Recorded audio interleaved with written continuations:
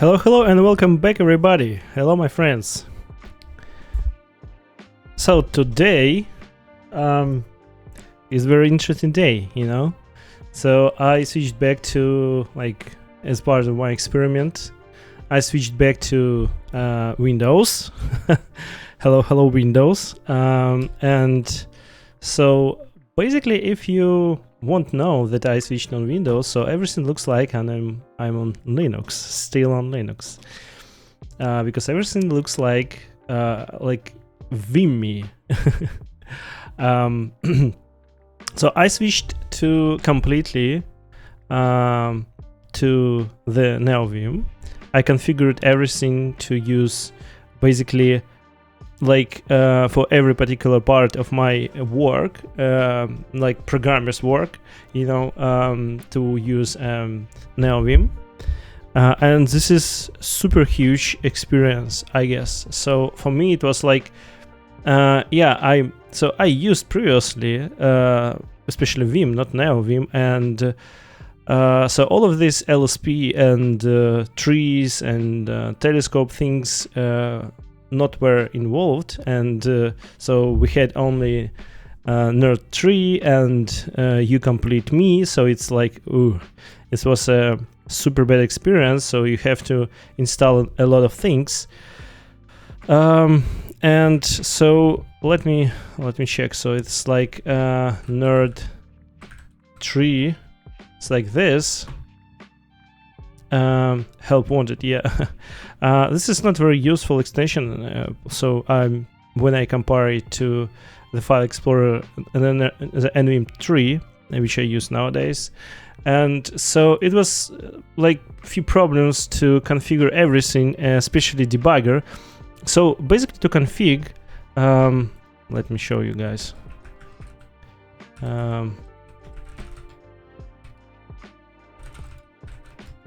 So this is all my models, and this is Lua scripts, which I used to in NeoVim.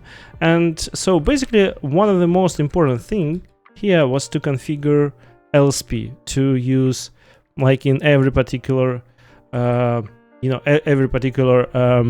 debugger, or connect a Galaxy lint or Rust analyzer, and so on. So it should be some kind of problems to configure this from the first time, but this is not so huge too complicated to configure this everything things. But so the most complicated part for me was a debugging part, because when you use IDE, so this comes for you bundled already into your IDE, and so you don't need to think about, so I need to install a debugger, I need to understand how all of this backend and frontend parts are communicated between each other, and so you don't need to know anything basically about your debugger. So just hit debug button and use it. So that's easy. So but for the Vim and NeoVim and all of these LSP things, you have to understand that there are we have a paint, I guess. Yeah. Good. So we have a paint. So you have the thing like a client. So your NeoVim is a client. Using IDE, so IDE is also a client to a backend. So for example, to Delph, to Rust, to etc., to GDB, and etc. So it behaves like a client. But for the NeoVim especially, you need to have this kind of dep adapter, and this dep adapter communicates with the actual backend. So backend can be for example, Rust C, for example, or DLV called Delph. This is Golang debugger. All of them are communicate with client via some port and host. And this one, basically everything communicates with the clients with in this kind of architecture via the port and host. Rust analyzer also allocates host and port, you can communicate with it, so like all of the things. And so the complicated part here is to understand what should be used. Like for example, for Rust, it should be used LLDB VS Code, but the problem with LLDB, especially without VS Code, like just LLDB, is that LLDB know nothing about Rust types. And for this, Rust developers invented the thing called pretty printers. It was invented way before the Rust, but pretty printers basically used to understand. So you have information about your types, and to show these types in like some kind of pretty way, because it's very hard to understand. So for example, if you have a pointer to a slice, or pointer to a vector, it's really hard to like for the debugger point of view to understand what's the types inside. So how the debugger should treat these types, this, for example, it's ints or pointers on what's inside. And most of them are showing you only like a pointer, an address of this pointer. And pretty printers basically used to show actual types, which is actually used by this programming language, for example, Rust. For the Golang, it's like kind of easy. Let me show you, for example, one of these pretty printers, open source, GitHub, station, I guess, Gorge, no, Spiral.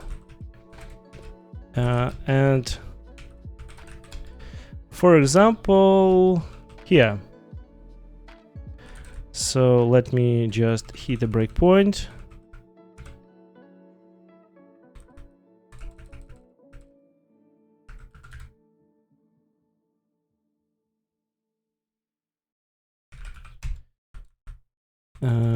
Let me show. Where is it?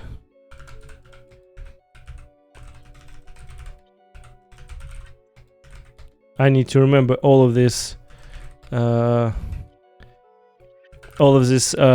hotkeys. So yeah, I attached to debug, for example, to Rust test, debug test. Yeah. So yeah, and this is, as guys, if you remember, we had this small Vim-way diagram, let's say diagram, and this is what I wanted to have after switching from IDE in NeoVim. And especially run tests from any place, this problem actually solved. Because this was like a most complicated problem for me, because if I locate it in other file, I don't want to return to like and search for the test, use like Telescope or other like extension to search this test and run it again. So I just want to hit some kind of magical button and run this test once more time. And as for current situation, so I realized that we have a debug last test, especially in for the Go, and for Rust last debug we have. So this is super cool. Now I can like run the last test from any place where I currently on. Yeah, and let me just check debug test. So for the Go, and where is it?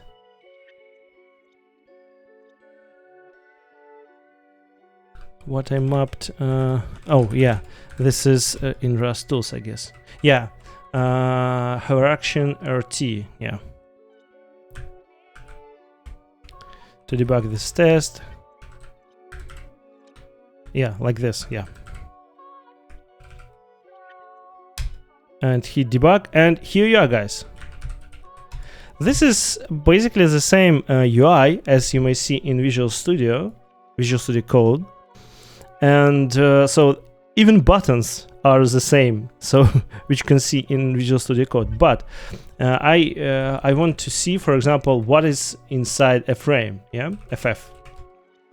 And as you may see here, these are like bytes, like payloads, U8, and etc. things. And if you want to use pretty printers, you will see only like a pointer, a lot of pointers to headers, to a tail, to a head, but you won't see the actual data which is inside, which is under this pointer. So this is because you have to use pretty printers to debug the Rust. And for the Golang, we already have this bundled into Delve actually, and so you don't need to do anything for the Delve. But as you may see, guys, so there are no problems actually to debug anything. So in past, when I forget using the Vim, I just switched to IDE. This was a problem, but now, so it's so cool experience, and so this is kind of easy to just hit where's my keyboard? Step next, and so I still need a mouse to switch between users. I know that I can use a hit a Control W and switch between windows, but still I want to figure out how to switch to specific windows. For example, this one.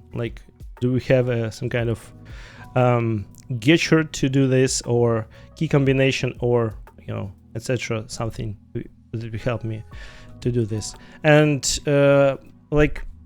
for this debugger, you can see even registers. So this is super cool.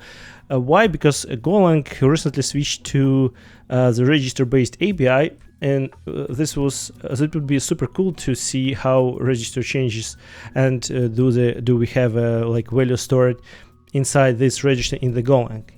Some kind of this cool debugging things. So we have you may see breakpoints here, and the cool thing is the following. Now we hit stop, and so now I want to debug last, and let me remember how leader RT. No, this is not. And to debug last, I bound this to Rust last. So it's temporarily but I'm still trying to figure out what keys would fit me super cool. And Rust last. Come on.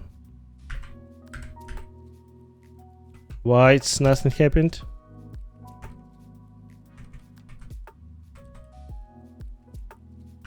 Rust. Oh, so I pressed the wrong button, sorry.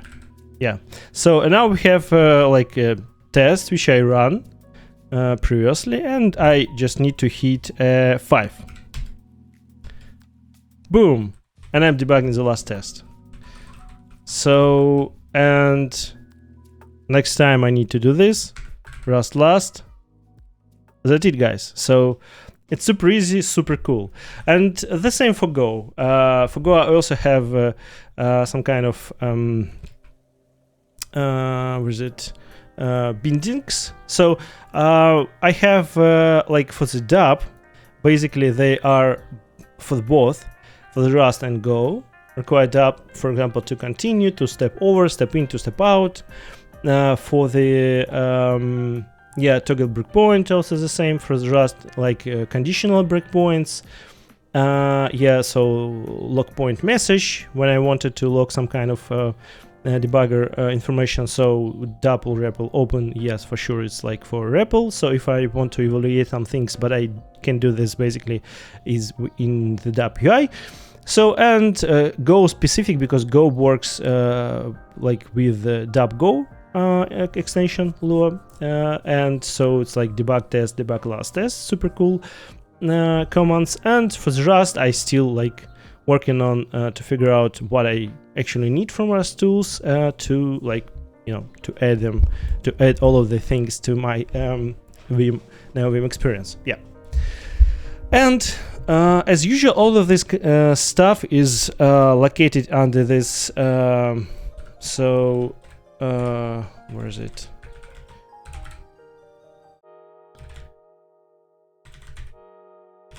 Station.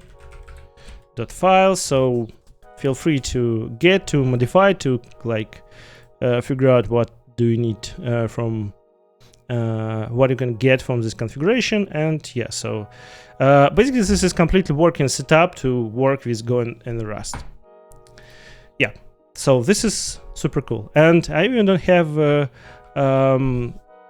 IDE installed on my machine, so I don't have nor Golang nor Visual Studio Code. Yeah, I have Visual Studio Code installed because I needed to install an extension called LDB VS Code. So for sure I can compile it by myself, but so easiest way to do this is just hitting button install on Visual Studio Code, Visual Studio Code extension manager. So yeah, basically that's it. So I have this kind of buffers, and next step is to this is fuzzy search is completely done. So can we just like do like this? Yeah. On-off tree view also done. Autocomplete is done. Run test from any place done. Field tags, yeah, so we can use it in Go, but I don't think I need them anymore. And tree, so tree is basically NVM tree, and yeah, this is also done. So basically we can NeoVim way.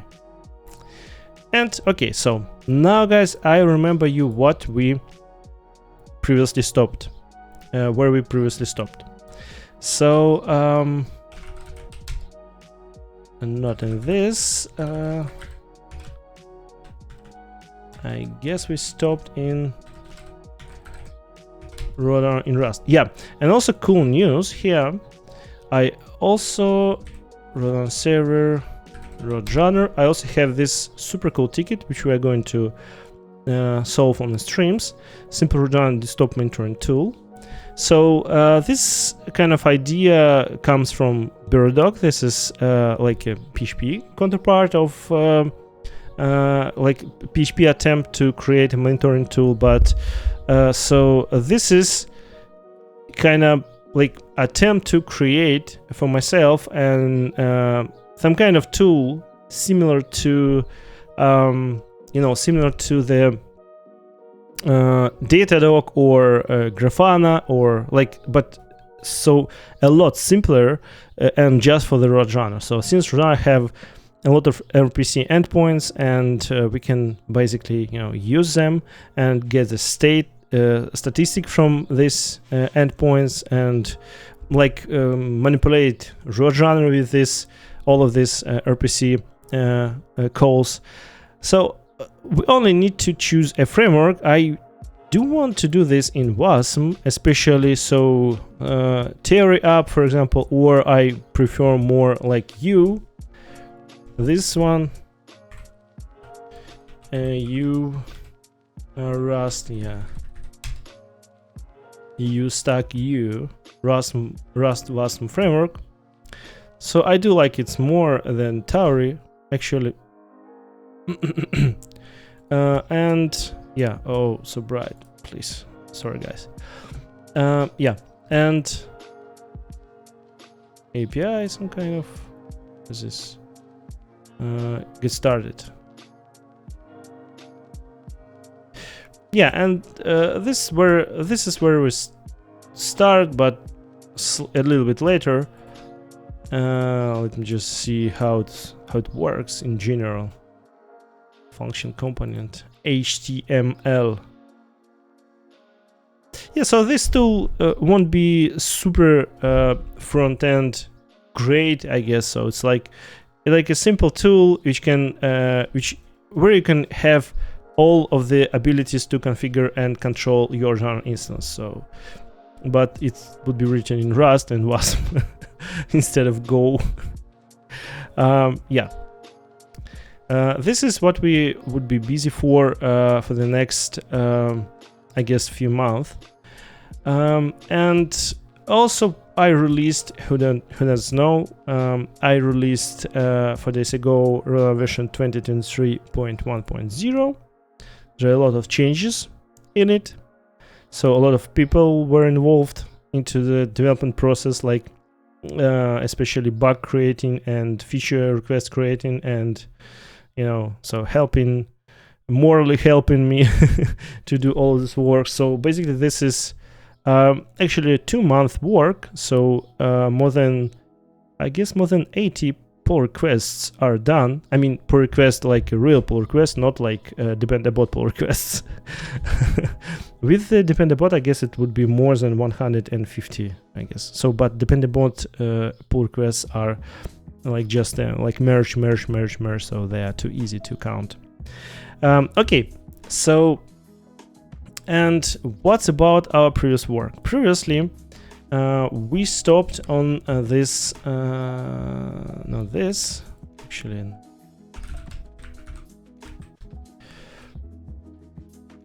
I guess somewhere here. Yeah, inside the worker. So, I remember, guys, we had a problem creating a worker, because inside the worker, we have to use 2 mutable references, like mutable reference to a process, which wait to exit, like this one, and mutable reference to kill the process. So we can do this in Rust, and to do this, we have let me just pipes Rust. So I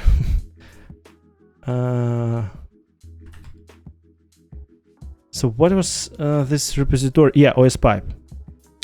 So and here is a repository which will help to solve us this problem, holding 2 mutable references at the same time. So basically they are using like just a pipe, like pipe 2 system call, and connecting these like counterparts of these pipes to the process, and then actually like using them, so they can use them mutably, so they can like wait and kill at the same time. Okay, so this is what we are going to do. So this is our red hat, or maybe pink hat plan to realize. And we're going to like do this.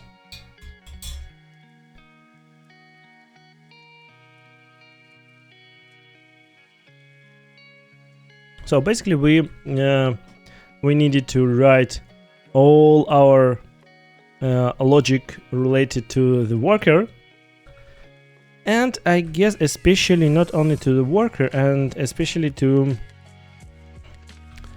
our pipe.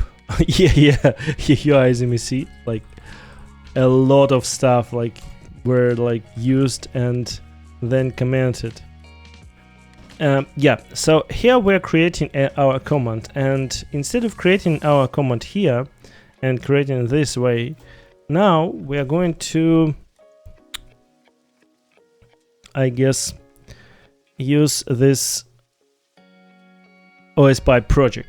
But first of all, let me just rewrite it, slightly rewrite it, and figure out what's happened inside this project. So let's clone it.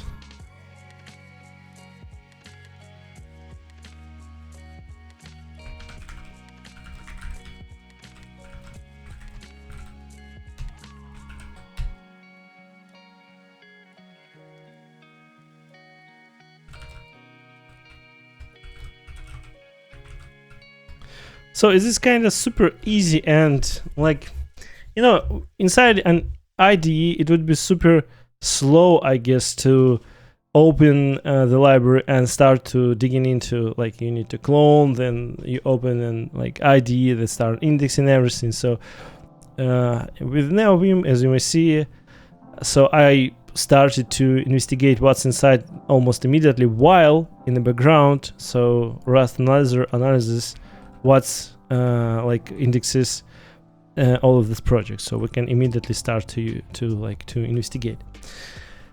Okay, so and let's see into the README.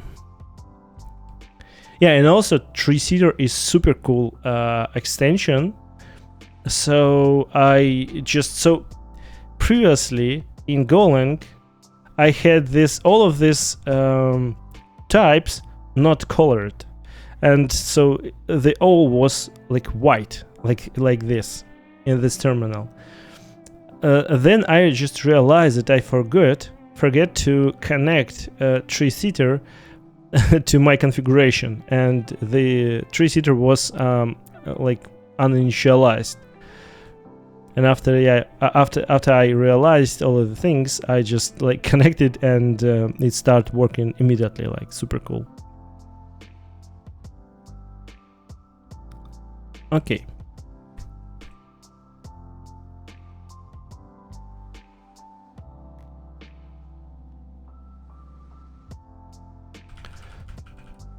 OS pipe. So basically this is super small library.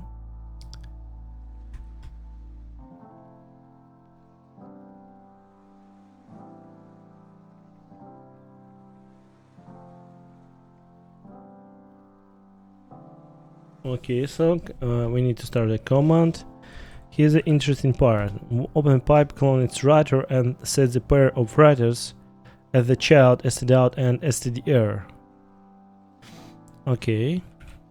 Oh yeah, so instead of doing OS pipe it, stdo pipe it here, yeah, I get it. So instead of doing like this, stdo piped, so we are doing like this. So we are like creating this OS pipe by ourselves using the pipe2 system call. Let me man pipe2. Yeah, and this is super cool that Windows currently supports WSL. I know all of this hate about Windows and WSL, foo, like all of this kind of stuff, but actually this is I don't know, for me it's like I see no difference actually. So I don't need to buy like an equipment to, for example, capture cards and everything like this to connect my laptop to the Windows PC to run stream on it and connect like all of this kind of stuff. So I don't need these over complications. I only need to have WSL, which and also I installed Arch in it. So I still can use, by the way, I use Arch, and so I didn't use this Arch WSL repositories. So I have own tutorial how to do this actually, and so as you may see here, the only difference that Arch uses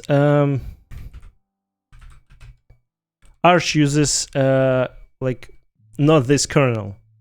This is kernel from Microsoft, but so Microsoft created a configuration, so they have a configuration, and you can compile any kernel you want by yourself with their configuration. So and just specify a path to the kernel, and that's it. So you can literally do all of this like kernel swapping stuff that you can do inside Linux, but you can do this inside in WSL. I see a slight difference in I guess let me just remember. And permissions, I had this error in permissions. So because Windows sets some kind of their permission on some files, but now I don't see these errors anymore. And I also saw no, nothing. So the problem if you're using like keychain and you're using like GitHub keys or to GPG keys to sign your commit into the Git. So basically, to do this, you need to install GNOME keyring or keychain, like you're doing this inside Linux. But with the difference that if you close a terminal, so that means that you're closing the session. It means like you log out from Linux, and that if you're closing this terminal, that means you're logged out. And when you logged out, and logged in back, so you have to type your passwords for all of this SSH keys once more time. But so to bypass this limitation, you can just start a tmax session, and that's it. So you can close, open, attach, detach from the terminal, so nothing bad will happen. So you only need to do this only one time per login. And I don't know why actually. So it's not super problem. It's just like my note. Inside Linux, I don't need. So I only needed to type my password once, and the password stored inside the keychain, and I don't need to like specify it more. But here, I think something is still in progress, like work in progress from the WSL side, and you can't use this approach. So basically, every time you log out and log in back, you have to specify the password again. So I don't know why it's not possible, but so I'll figure it out.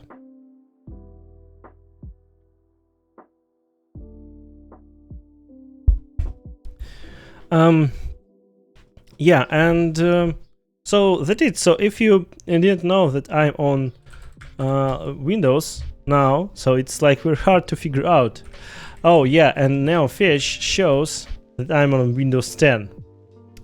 I don't know why, but yeah, and also interesting part that now Microsoft created some kind of DRI device with Mesa, and now you can run basically everything from the desktop. So GPU acceleration is available even for like terminal stuff. So you can start media player MPV and from the terminal, and it would be GPU accelerated. It's still in preview, but yeah, so soon it will be possible to use this. So DirectX 12.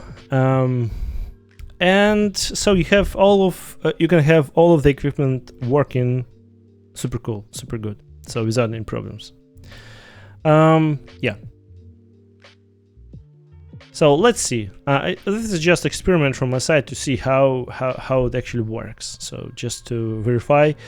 So if it will work, I'm currently on vacation. So if it will work at least a week, yeah, we'll see. Might be it would be worse to switch from Linux to Windows. And also I have a virtual VMware machine just to compare the difference between using a VMware and like NeoVim inside a VMware, for example Pop! OS or some kind of other popular distribution. So what is the difference between the WSL and using Linux inside virtual machine actually? Okay, let's get to our problems here. And okay, so we are creating OS pipe, yeah. So we are creating. So this guy created this process. So this is a standard process, okay. And the next part is to use OS pipe. Okay, writer try clone and writer clone. So we have two writers actually for the like std out and std error, and we are starting and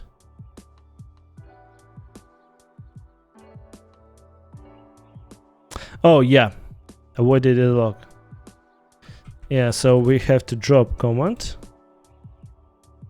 So since yeah, I understand why. So so with pipe we're only duping like dup2 this man dup So duplicate an open file descriptor, and we have to close this file descriptor. So after we like duplicate it, so we have to close the like previous one.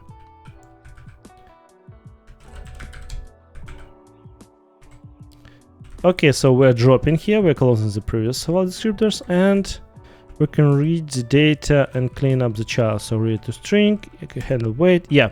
So basically, this is what we need to do. So we need to use this handle wait, but we need to use it inside a different thread. And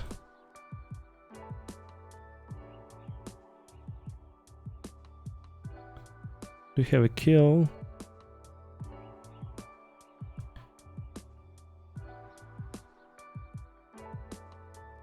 Yeah, so all of this like sysdup.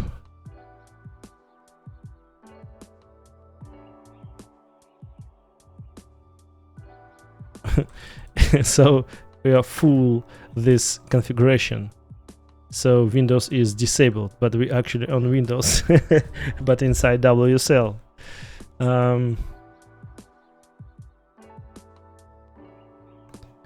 Cargo list. So this is the tests. Right, I'll drop.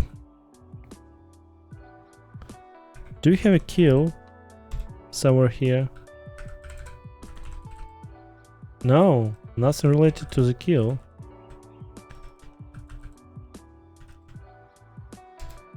Super strange.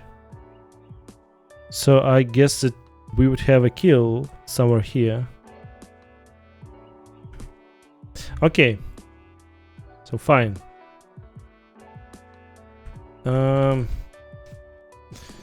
Okay, let's figure out. So we need.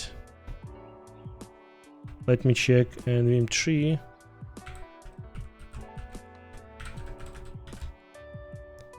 How to. So this is this. Oh no, not so bright. So I need to see how create a folder directory basically. Close. Create. This is a file, I guess. Or create. This is for everything.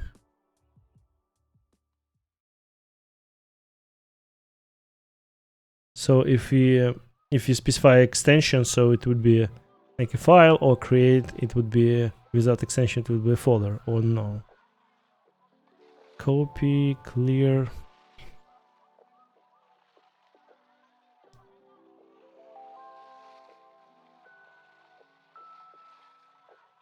Or directory creation is just, we can do this in MakeDir actually, but okay, let's try A. So create a file. No, this is for a file.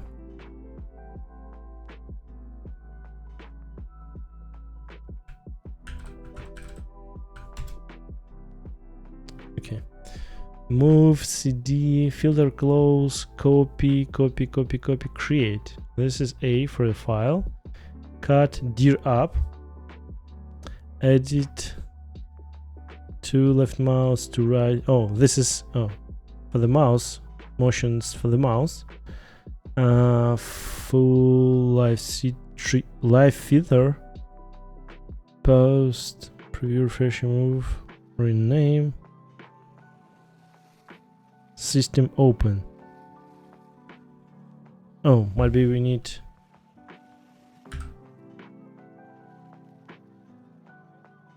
What is this? So yeah, and this is, let me see here. This is a browser from a Linux. So it works super cool. I don't know. This browser works via FreeRDP, I guess, or OpenRDP in the Wayland session. So, and I just copied something. Rust toolchain toml. Oh yeah, it's like copied it. Yeah, and you can basically use it like, as we see here, so it's like, you know, just general file system. I can configure it slightly, so just specify a folder size and like this. And this is basically an Nautilus from GNOME. So it's super funny, yeah? So it's like super seamless integration between this WSL and Linux, actually. You can also use an IDE. I tried to use an IDE previously. It's like, I think I have a code, like Visual Studio Code. I want to continue anyway. But as you may see here, I see this super uncool borders. I don't know, so do I need to some kind of sync something? Let's try. Yeah, this is a Chrome. Stop. This is a Chrome from WSL, and as we see here, the window borders are so this border is from OpenRDP, so this is not like native borders. But let's try to do this 8K video YouTube. So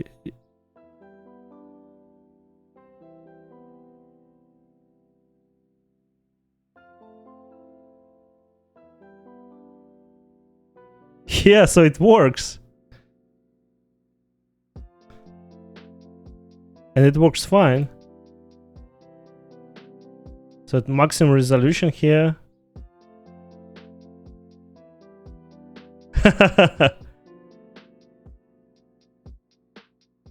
So it works without any lags, you know, without any problems. And so if we want to use the like native, super native applications, so feel free to do this. I don't know, I guess this is super cool technology, and especially this helps to, I don't know, to have like, I don't know, Linux be more popular for the Windows users. So I'm not like an actual Windows user, but so for me it's like kind of tricky case. Let me check.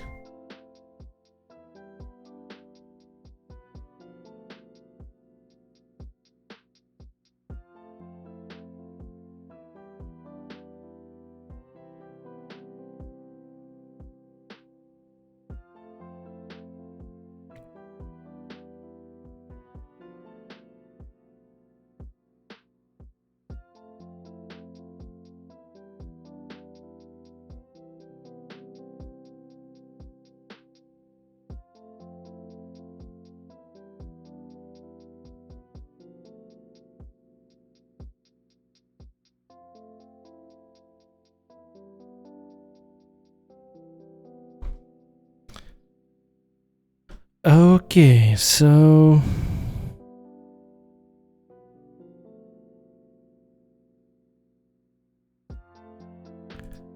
okay, sorry. Let's. So as you may see, it's super cool. I don't know.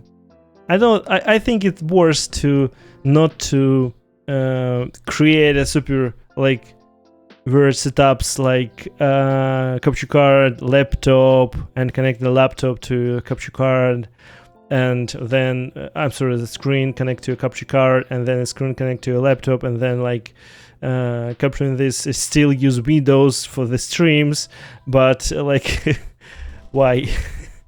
But on the other hand, use like a laptop with Linux. Yeah, I know. I don't like this. Okay. So I need to figure out how to create a folder with an tree.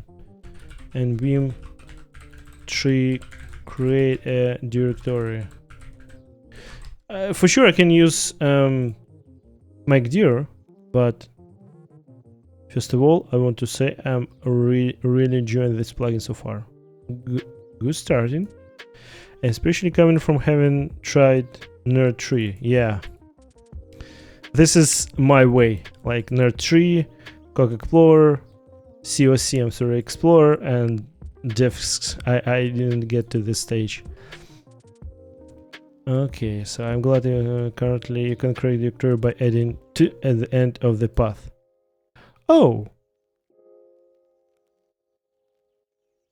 so easy. Make your minus p yeah. Raised here.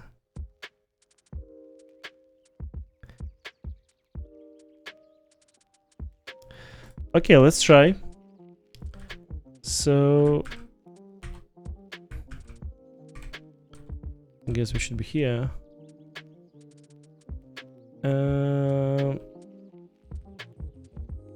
Okay, SRC, and let's call it pipe. Oh, the file already exists. Yeah. Let's call it OS pipe. Oh, this is the file. Delete. Once again. S pipe and 2. Yeah, this is the folder.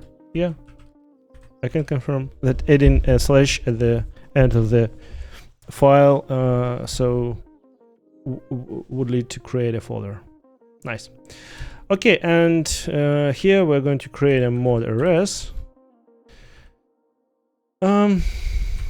Files not included in the module for sure.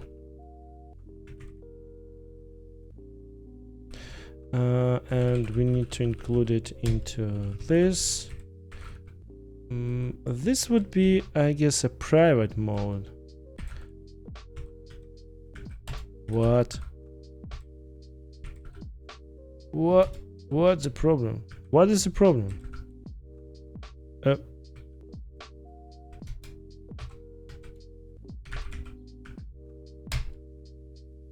I can't.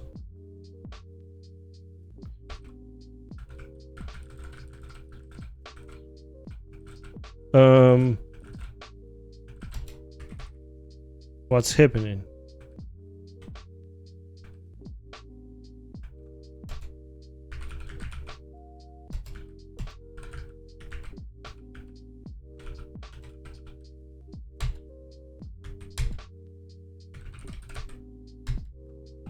Something strange happened.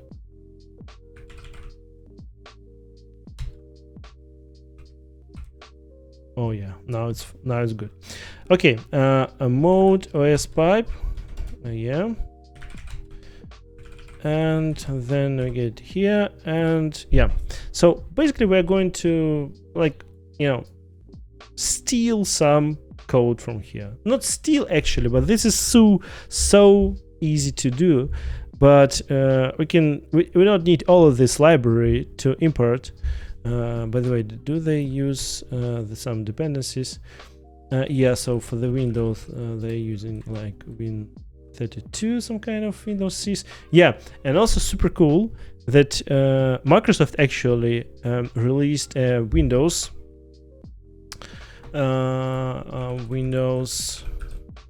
Oh, I'm sorry, Windows Cs, Rust. I guess it's from Microsoft, Rust for Windows.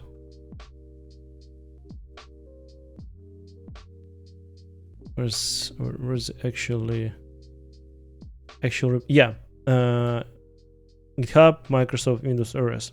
Yeah, so this is actually, it's super cool that Microsoft gives us ability to use like native Rust libraries inside inside the Windows, so like this. So basically everything is available from their API point of view in Rust. So previously they are released like WinRT. This is I guess this is kind of C++, their realization of all of the things, and Rust for Windows. I guess this is like a bindings to this API. I just guess. I don't know actually. So what? And this is kind of official. This is super cool. I do like these official things. Cool. And this definitely will help to like for Rust ecosystem for sure.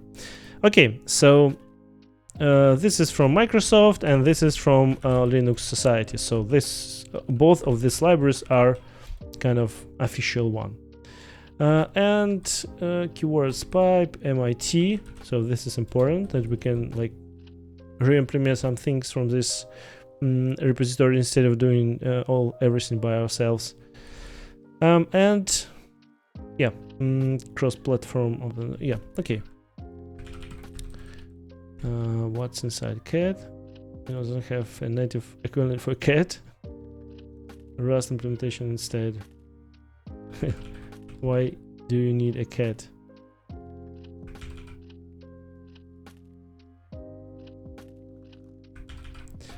Maybe to write something. Yeah, and also we only needed to have I guess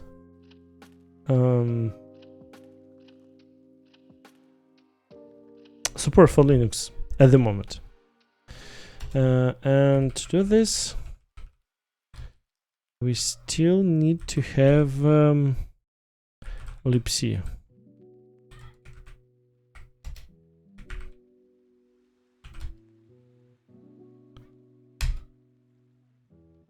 Yeah, and yeah, this is super cool that cargo workspace automatically reloaded to update all of these dependencies. Instead, CLion, you have to press manually the like small Rust key in the top right corner to reload the workspace.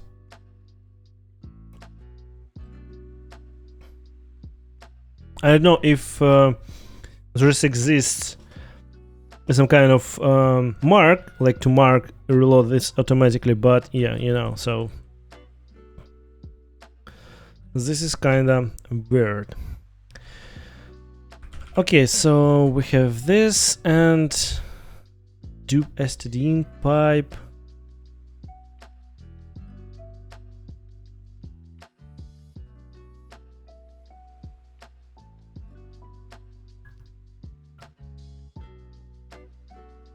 Oh yeah, so this is kind of super easy to pipe reader. IO read for pipe reader, pipe another pipe reader, and into, yeah. The reading, the writing part of the so, and yeah, this is it. And public function to write. Okay, and we need to use, I guess, was using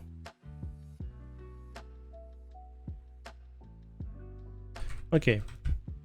Let's first of all do the first part from the pipes point of view, like, oh yeah, so we have to implement this pipe reader and pipe writer, but give me a minute. Pub fn pipe, so return nothing, sys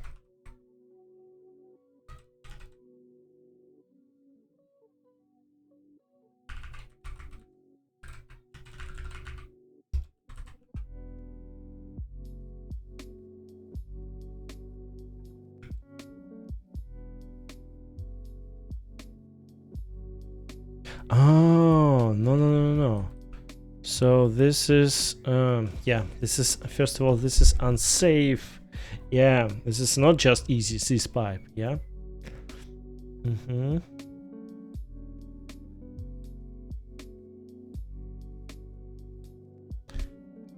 Pipe to clo exec, and yeah, this is the actual call. Yeah, let's create a file also called Unix RAS, and let's include this file to resolve. For sure it's file to resolve, it doesn't exist at the moment. And let's get into the Linux, and yeah, so let me double check pipe2 claw exec.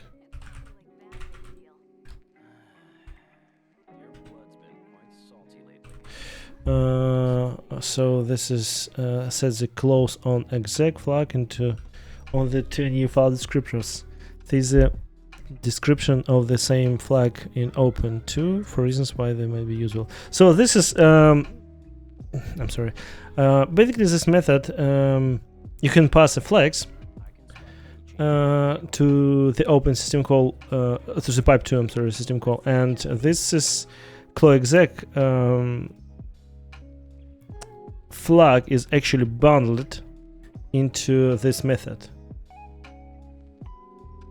like this, libc o claw exec.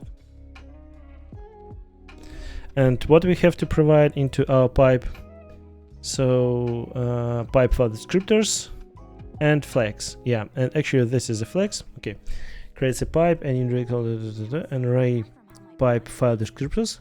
This one is used to return two file descriptors referring to the ends of the pipe. Refers to the read end of the pipe and refers to the write end of the pipe. Data written to the right end of the pipe is buffered by the kernel until it is read from the read end of the pipe. For further details, see pipe 7. Actually, pipe 7-8 called man7, like this.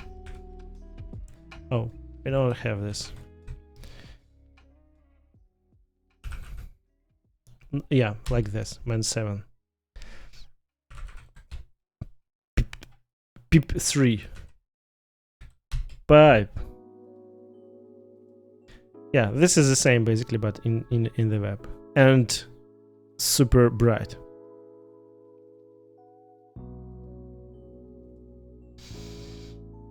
Yeah, this is close. There's a close flag in the two new file descriptors. This is open to.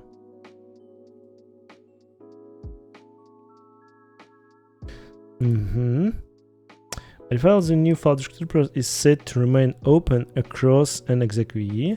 Exec.ve is used to pass also environment variables. Yeah, the file descriptor for fcntl fcontrol. Actually, this is not fcntl, it's fcontrol. So basically, you have a lot of control system calls to the different kind of like Linux subsystems. I'm sorry, not subsystems, but I mean parts of the other system calls. For example, if you want to update some kind of file descriptors to give it new abilities, you basically will use a fcontrol. Manipulate file descriptor. Yeah, as you see here. So there are a lot of operations, and can you apply, as you see here, a lot of them.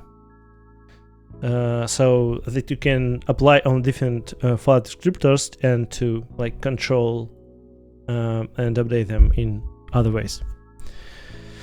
But actually for us, we only need to, by default, the new file exec.ve and a claw exec flag described below can be used to change its default. Yeah. And this is a flag, claw exec. Since 2.6, too new.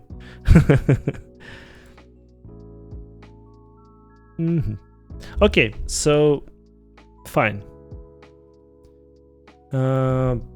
This is why we actually need this pipe2 claw exec. macOS doesn't support pipe2. Oh yeah, so this is what I talked about previously. So this is super hard to. So if you are using, if you're started to creating this kind of library, and we are starting to get into real low level, so here we have to think about every platform we should support. So as you may see here, it's mentioned that macOS doesn't support pipe 2, but why? So this is still Unix. macOS pipe 2.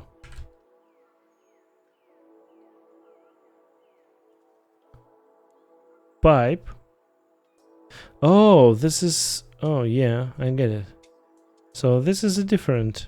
So as you may see here, they are using a pipe, yeah, and for the Linux, pipes looks like the following. Like, first of all, it's pipe 2, and I mean, I guess pipe 2. Oh yeah. So pipe and pipe 2, like 2 arguments inside it, like this one and this one. Oh, this is the logic. Super smart. And so, as far as I understand, macOS supports only pipe.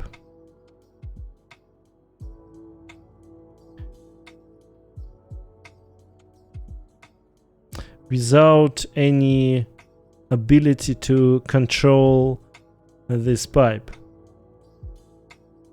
But why? Pipe 2 causes crashes.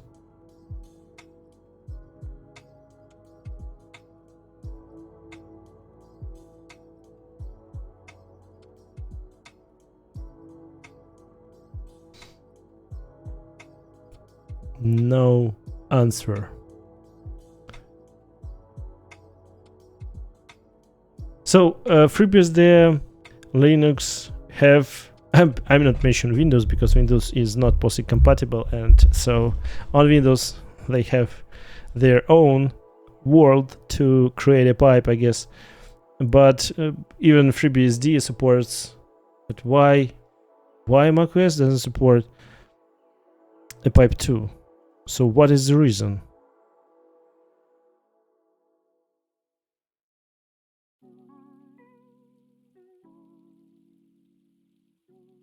Redux OS. So this is Rust operating system.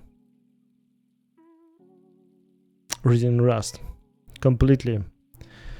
Okay, so I think macOS manual for pipe 2. Where is pipe 2? Pipe 2. Pipe. Where is pipe 2?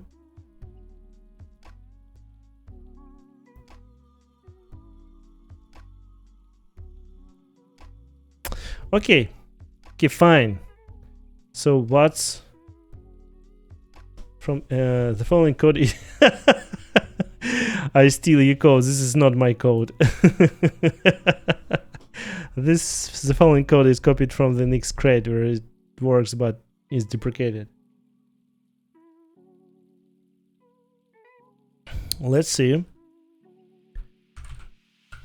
Nix Rust. Friendly bindings to the Nix APIs. T-Run. Darwin. Linux. Where's the Windows? So immediately should create an issue. Where's the Windows? For the Nix APIs. Okay, so let's try to find where do they have this pipe 2 implementation. So why is it deprecated and what they are using at the moment instead of like deprecated this deprecated API.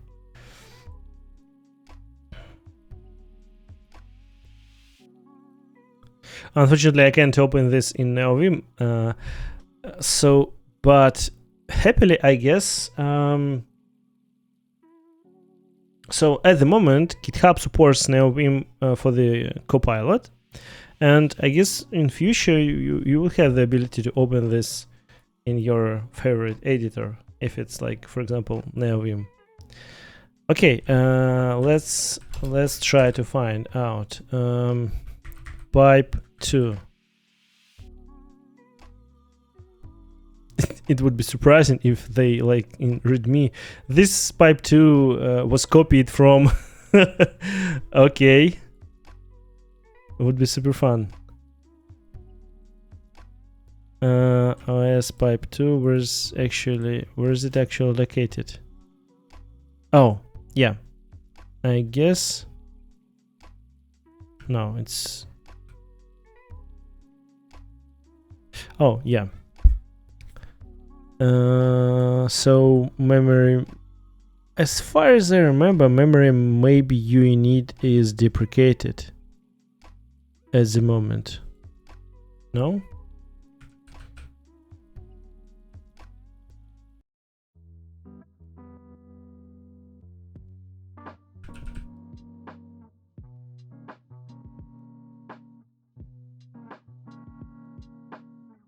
Uh, 1.36.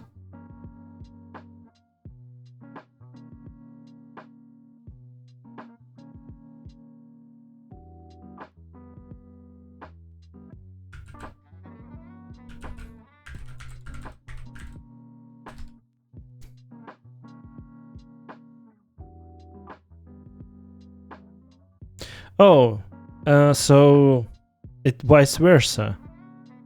Maybe you need this is new API. Oh, yeah. So I guess it's mem uninitialized, and yeah. So yeah, as far as I remember, yeah. So I just remember that some kind of this stuff of memory zeroed, all of this little stuff was deprecated, but instead of memory unit was invented to deprecate all of this old API like memory zeroed, memory uninitialized, and etc.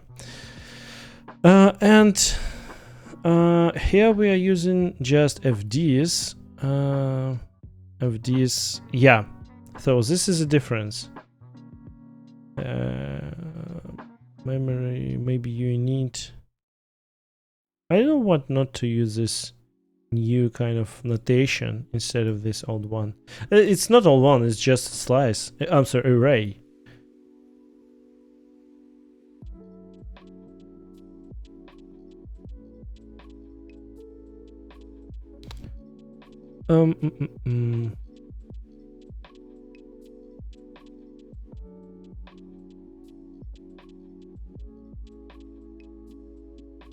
Okay.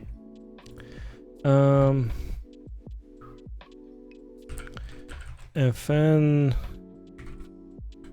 pipe 2 glow exec. Let's return nothing at the moment. And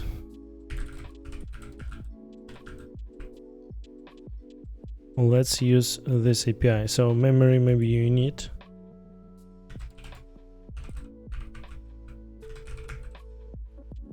The compiler in general assumes that the variable is properly uninitialized.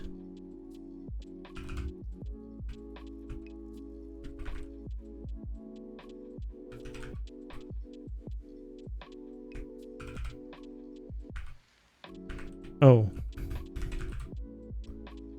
So how to... Oh, I don't need to. So how to scroll this tip window, tip like tooltip box, I guess, without interacting with it with mouse. I guess it should be some kind of NeoVim API. So I need to write down all these notes. How to scroll the tooltip. I don't know, tooltip window, NeoVim. So this is questions to resolve.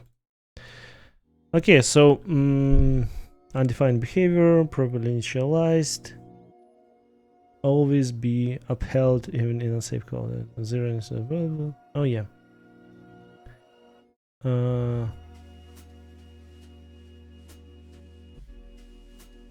So all of this is undefined behavior. Okay, maybe you need And what's type we have to do? C into, oh yeah, so this is the same array actually.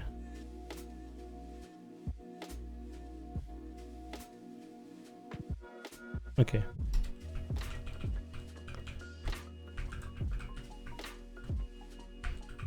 It will be like C int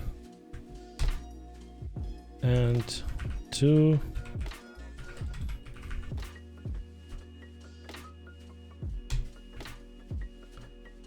like this. Okay.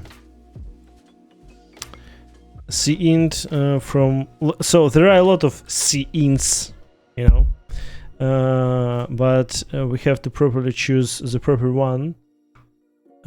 C int from the FFI or what library?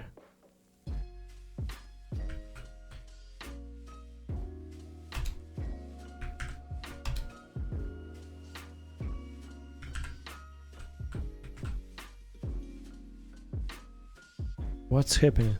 Okay, where's the C int? libc. Oh, libc, not FFI.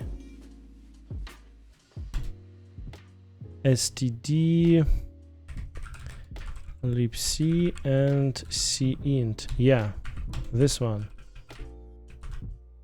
not this one. Unnecessary brackets, agreed. Is never used, for sure. It's too scary to use this function. Okay, the next step is to yeah, call.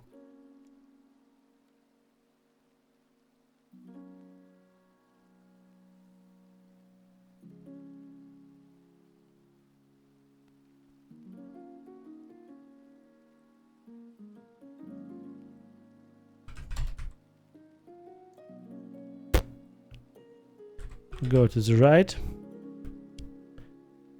and here. So okay, so at save let let result is unsafe libc pipe 2. Here you are, and file descriptors fds as mutable pointer, yeah, as mutable pointer, and flags actually, so it's not cool to use like this. Actually they use flags. Oh, they are passing flags inside this pipe 2 function, but we I don't want to do this. Still, we only need to have this libc clock exec, and instead of like passing flags here, we only need to do like this, like libc o clo exec, clo exec, like this. And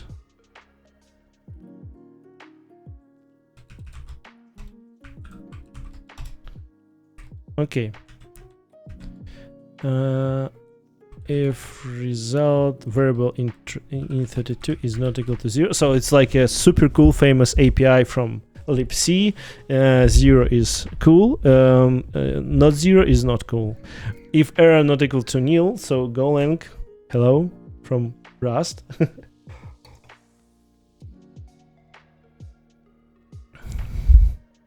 If result is not equal to 0, we're, so yeah, here they are using result. Oh, this is standard API. Okay, got it. Got it. Oh, I missed this. This is a standard API and error from the standard API. If result is not equal to nil, return error from the standard API.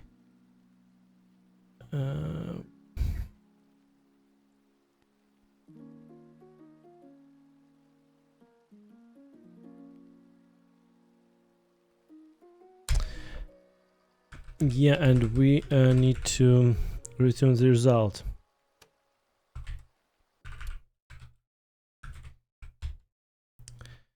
And tuple cint and cint. Yeah, so return a tuple with two counterparts of our reading and writing parts. Okay, so error, and we need, so this is, I guess, a mapping, just mapping error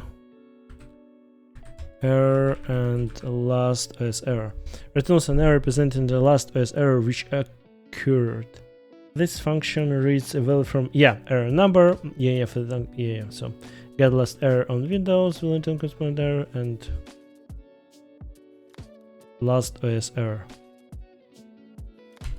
Oh yeah, and also cool thing about the Windows is that I needed to give me a second. I needed to debug some kind of issue in the drivers when the streams like suddenly freezes, and it's super cool that Windows have this logging system, events, EWT. So I can have a mistake in this subsystem, but I guess it's EWT, event tracing system for the Windows. And this is super cool system because you can like track every issue from every particular subsystem, like drivers, NVIDIA drivers, OBS, and etc. in real time. And I figured out that the error issue was because of this super cool modern system was enabled called let me show you, graphics, hardware accelerated GPU scaling. So while the thing is activated, you can't basically use NVIDIA effects on the stream because this hardware accelerated GPU scheduling forces to switch like internals of the driver, NVIDIA driver, and stream just freezes because of this. And this is super cool that you can track this error in real time using them EWT events, and especially logging subsystem from Windows. This is like super unexpected to me. Okay, so and next we are needed to return just an fds 0, and this is a tuple and 1. So this is how like design it to be. Cannot index into value, maybe you need. Oh, you cannot do this, fds, but what you can do?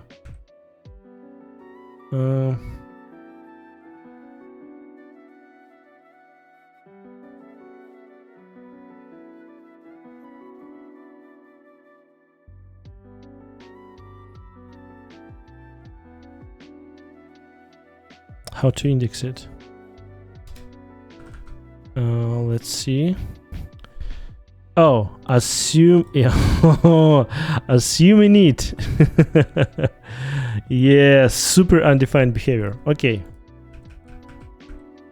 Assuming it, and this assuming it. So how to bypass the Rust rules? As this operation is unsafe and requires, I guess, this error wanted to say to me that it requires to be unsafe. So function should be unsafe. Okay. But I don't want to do this function unsafe, and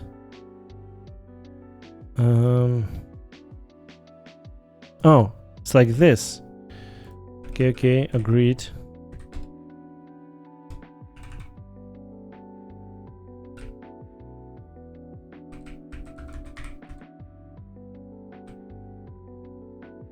Where's my okay?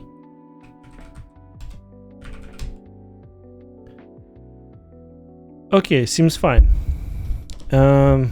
So now we have two parts. So this is kind of, now we have a slightly combined approach of this pipe 2 claw exec and pipe 2 claw exec implemented inside a Nix crate.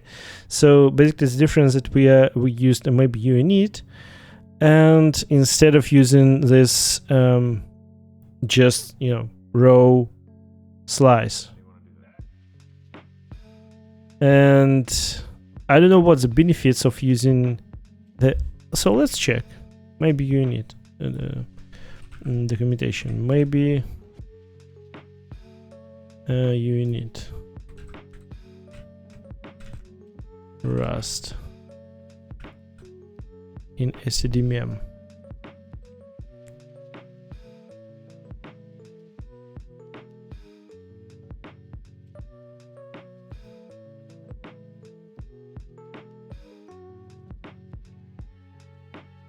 So I guess there's a difference we can see in assembly, I think, but I assume I assume that if you're using a slice on an array here, the compiler will like put something to verify that your array is initialized. But here we're using slightly undefined behavior approach to assume that this is initialized.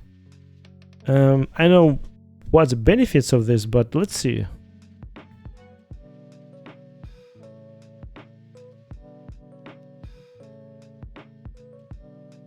Oh, this is exploited by the compiler for its optimizations. Yeah.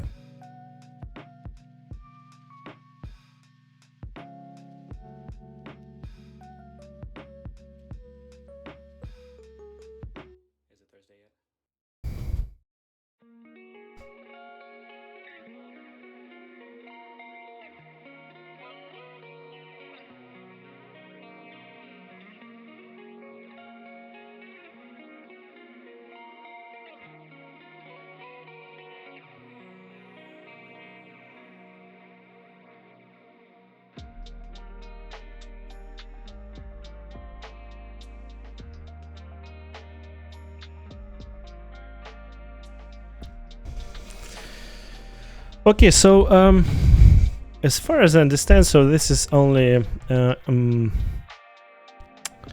involves on some kind of optimizations. Okay, fine. Since we have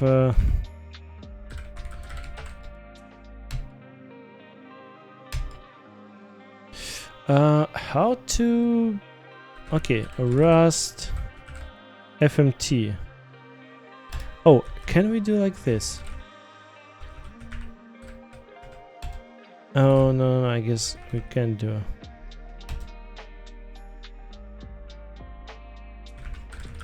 Rust FMT range. Error detected while processing function Rust no location list. Okay. So this kind of, guys, I'll be like slightly learn all this kind of gestures and commands while streaming, so please forgive me this. Rust tools. I won't be like every second on a topic, but so I need to figure out how to do all of the things.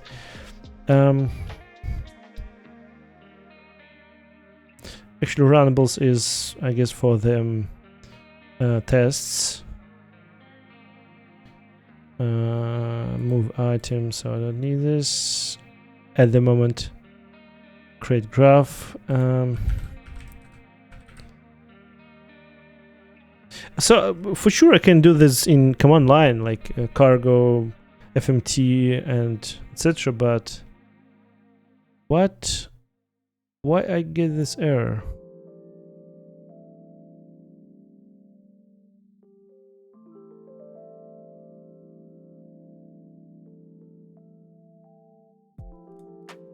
Why it's nothing about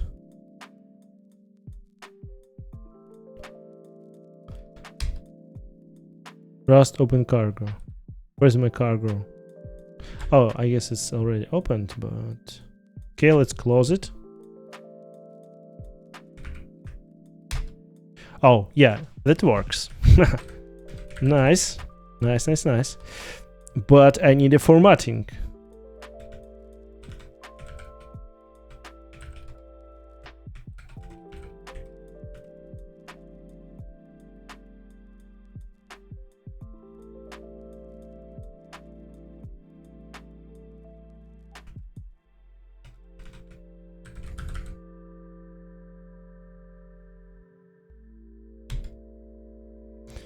Not an editor command. Yeah, so I'm sorry. I need to do this on.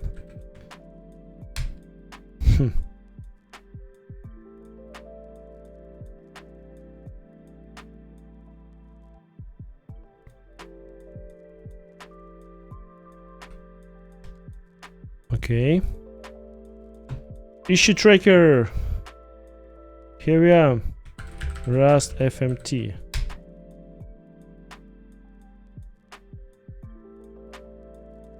Oh, what's happened? Did you see this, guys? It's like it was like in different format, I guess in text format, but then it suddenly like becomes a screenshot. What is the magic? It's 100% some kind of magic.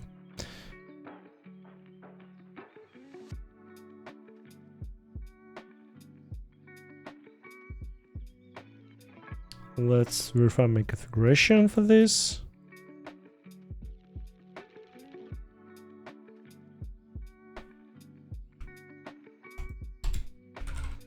And now Vim Rust tools. So basically, I don't have any configuration actually about this, but let's edit. Rust options, hover actions, server. Oh, so this is the tools. Okay, this is some kind of tools. Okay, I just need to copy it here and paste, and now we'll figure out. So tools. Okay, auto set hints. Yeah, need it. Executor stem open. Use scope. Debuggable. Yeah, inline hints. Only current line. No. Hover actions. So this is kind of default. Create graph. I don't need the create graph, so.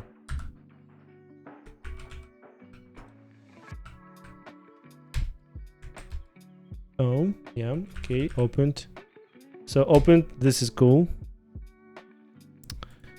And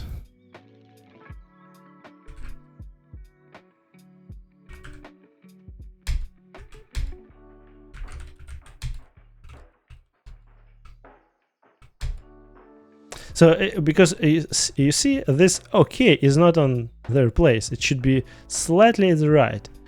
And so I prepared this trick for the formatter. Rust FMT. Still haven't. Error detected while processing the Rust. Google, help me.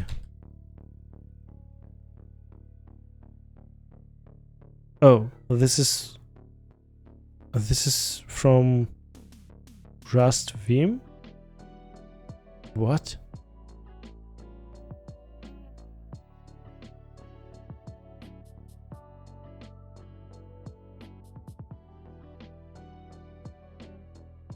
I'm not a Vim script writer. Okay.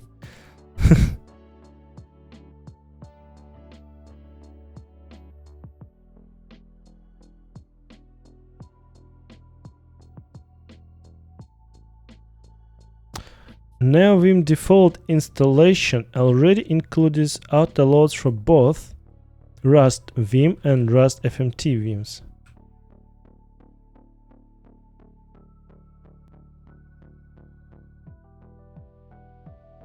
Oh, so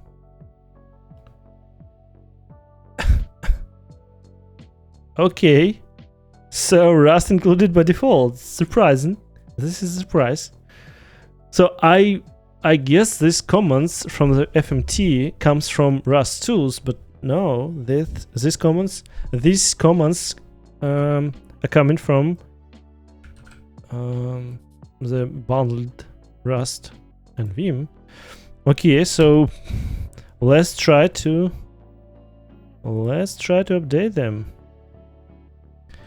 And Vim plugins, and I should have some kind of. So I have a Go, I don't have Rust. So this is the fatal error. Rust.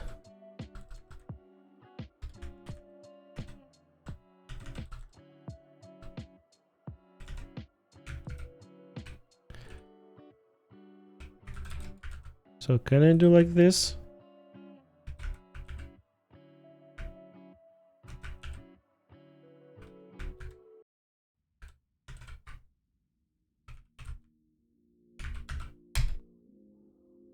Come on. Come on. Yeah, I can. Install Rustlang. Okay. Okay, fine. Seems we're going to solve this error. Okay, SRC, OS pipe, Unix, Rust. No code action. Not yet. See you guys. Thank you very much, the random person from internet. You are super cool. I give you 2 emotions. Yeah, this is kind of okay. So when you're like configuring now Vim, you have to figure it out and like turn on your brain and search all this for all of these advices over the internet. But from this point of view, I think that I don't know, this is just a guess, maybe, but I think that all of this now Vim community is super friendly to each other, I guess. It's not like, so from the IDE point of view, I never saw a lot of like errors and help instead of like official one, like manual. And this is super cool how all of these parts of this software, like Rust Vim, Rust FMT Vim, and all of this kind of stuff works together, you know, and connected to each other. And like for example, Tree-Seater and Telescope uses DAP adapters communicated with the DAP adapters with the DAP extension. So all of this, you know, kind of plugins works with each other. And I even can't imagine what happened if some plugin would be like just deleted, some like core plugin, like it was from npm for script which parsed some important information, I guess, in like creator of the script deleted it from the npm. It was like everything related to the npm was like crashed. Okay, so now Vim is now using the latest versions of both Rust Vim, but now, as we saw, not latest.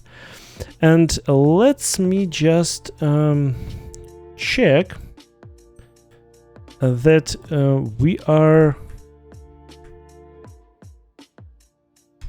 are also using not only Rustlang Vim but Rust FMT. Is it possible to add it also? Oh yeah, failed to install. So there's no such, I guess, Rust FMT Vim. Yeah.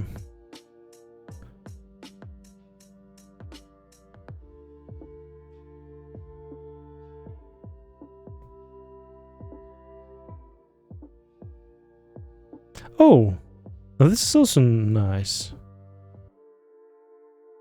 It's like just pointing to the tool chain, but okay, let's keep it this advice in our mind so that we can do like this. I just wanted to look at the end of this discussion. So TLDR.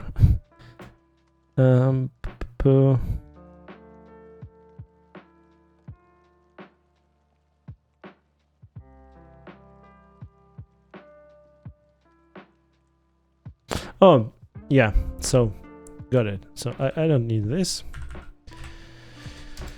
Only this one. And so maybe I have something for Rust. So, and you know, guys, I realized that I didn't use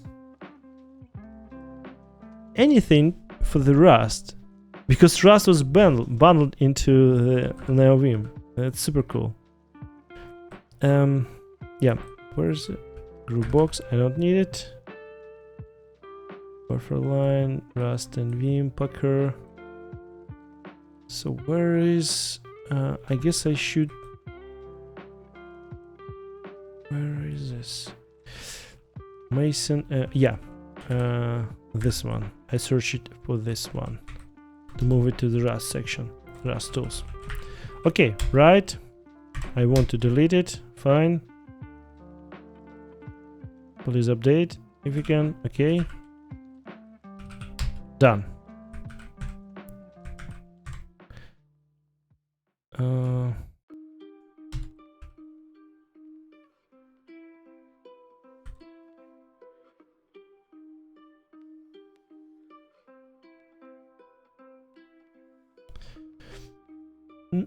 Okay, so we did this.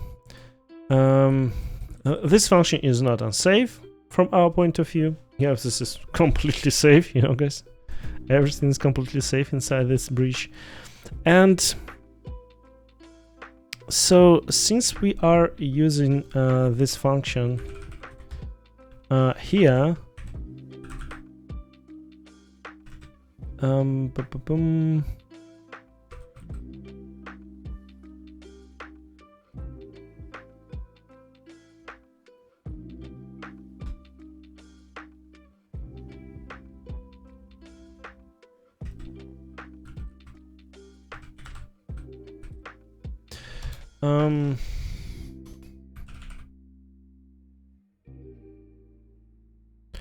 yeah,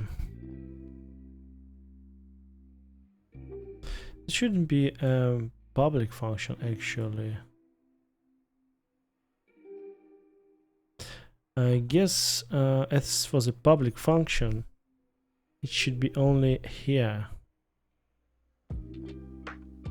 And why it's called sys?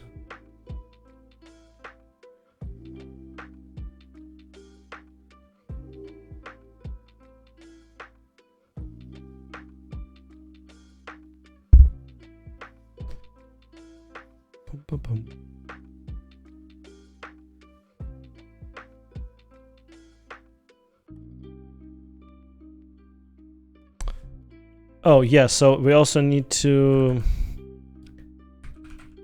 do this attribute. Yeah, so we don't want to have this not any of the target OS like iOS. So I don't know why users wanted to install this on iOS, but yeah, target OS and Mac OS, since we don't have a pipe 2 on Mac OS. And Haiku. What is Haiku? What is Haiku? Haiku OS, like this. Oh, this is actually an OS.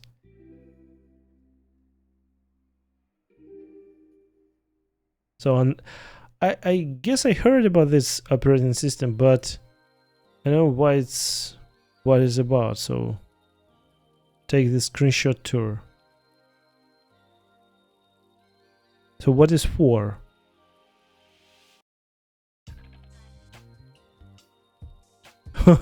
So like, I don't know why. So super cool design decision, you know, to have this kind of windows.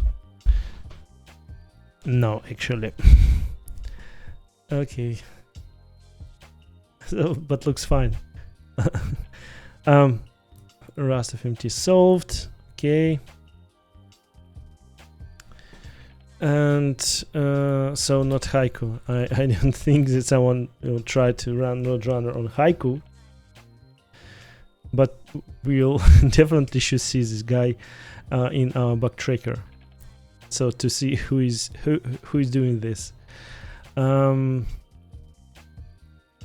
Okay.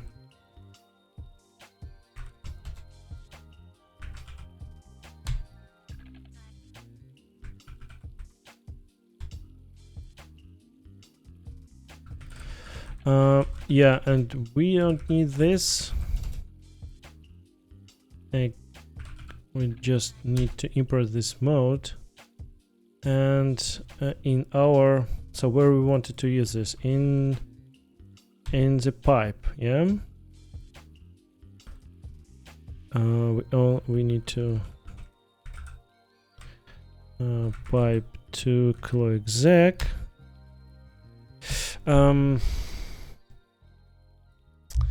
I guess on the model level.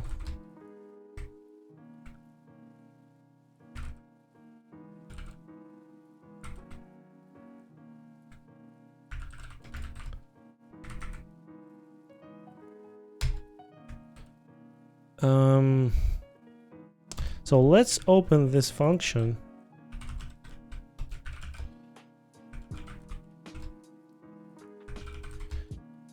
But close it from this point of view, like open it inside our model. Oh, it's private. Yeah, so. But still, it's better than using like letters, capital letters and lowercase letters to specify, you know, guys, like public and private functions. Yeah, pubfn. I don't want to do this public actually.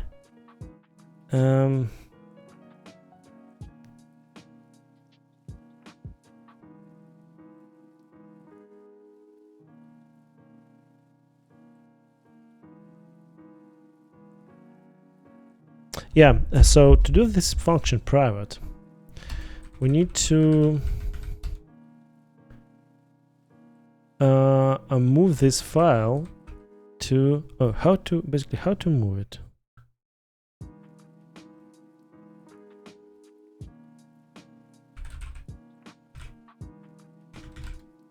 And tree.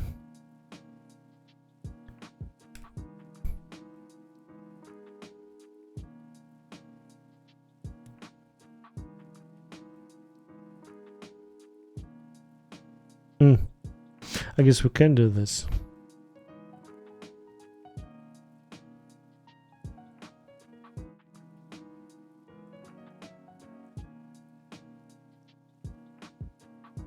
Bulk move. So we have a bulk move.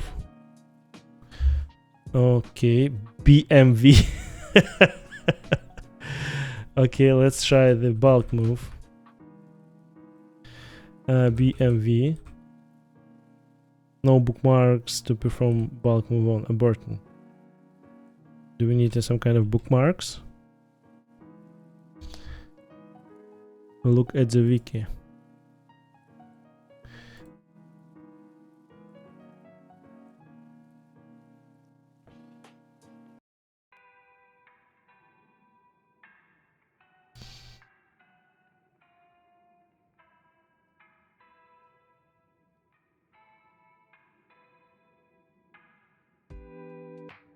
Oh yeah, so I do need this.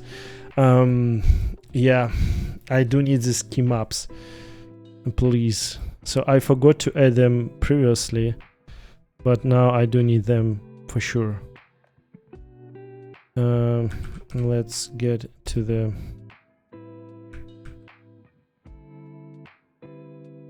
week 5. Here's our and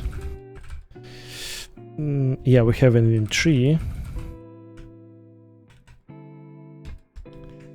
and here we only have super teeny setup, but I want to have, okay,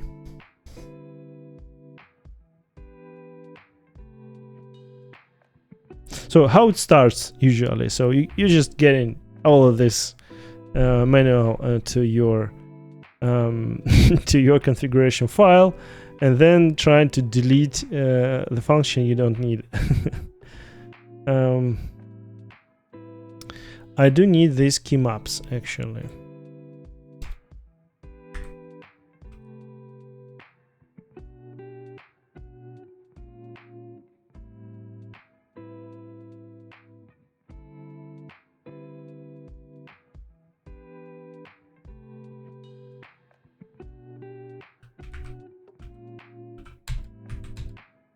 Oh, line number 15.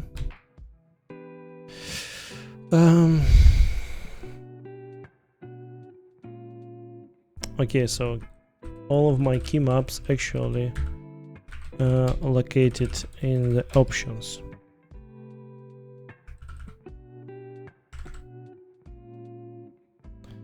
And this would be NVIM tree.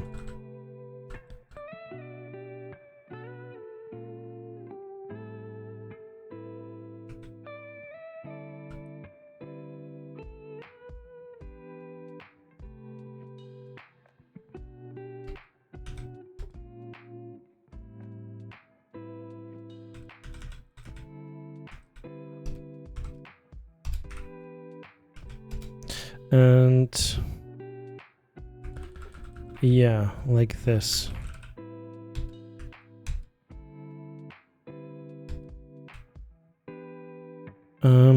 What's happened? So I can't have this amps at the end.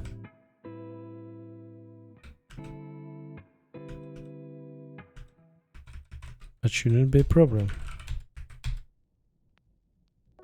Attempt to call a global opts on a new value. Where is this opts? Oh, yeah. So, yeah, I can't use them here because these opts are actually options from NVIM tree, and I have to figure out how to open them.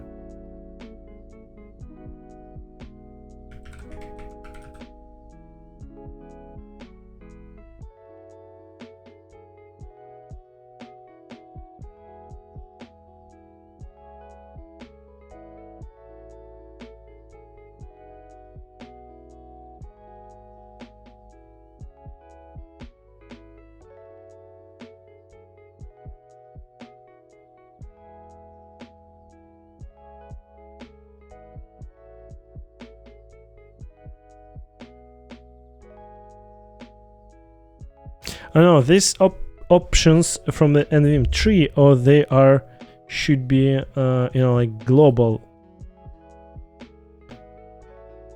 or it should be somewhere inside this function.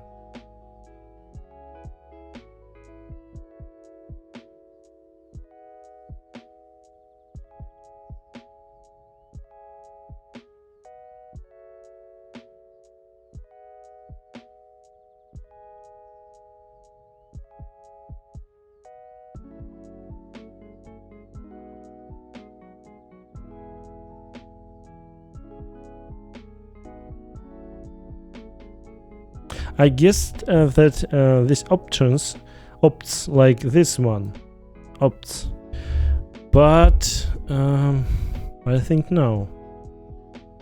These options comes from a different place. Where should I get these opts?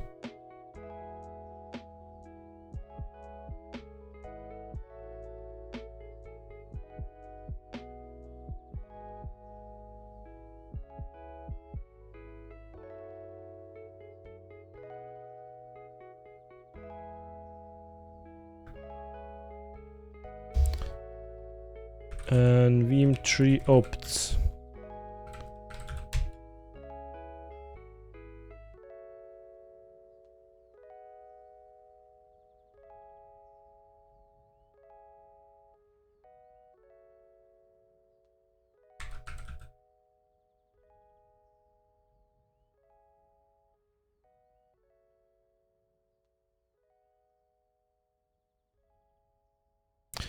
Oh, they come from lazy and Vim.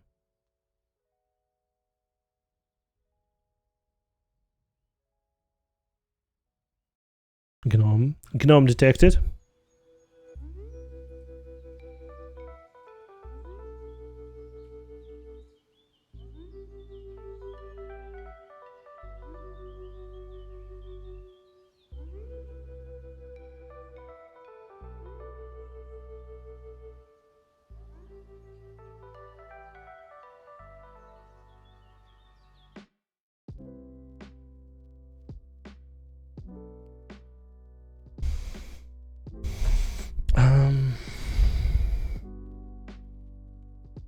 What is the opts and Vim tree?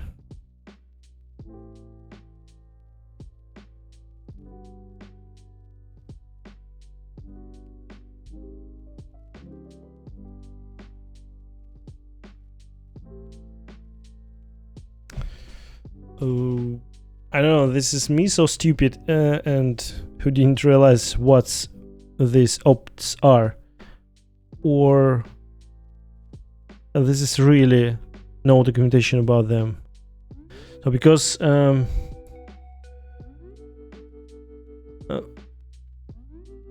this basically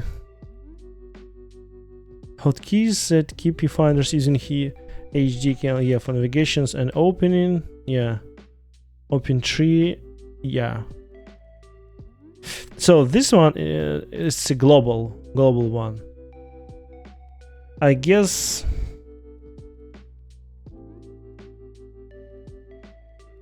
Yeah, I can end this one at the moment. Yeah, I guess so. We have some kind of commands, like editor open, vsplit, close, as a global command like this, but not local ones. Okay, let's do like this. Yeah, now everything works fine, but so it Control H. Let's see. Works like a charm. Super.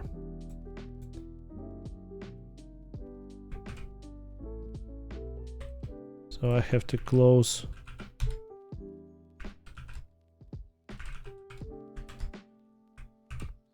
Cool.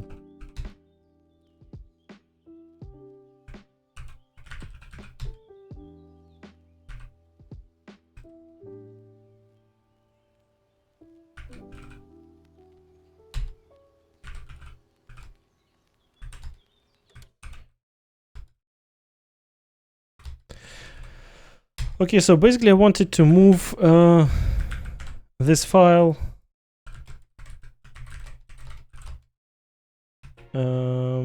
this is RoadRunner, or this is actually Gorge.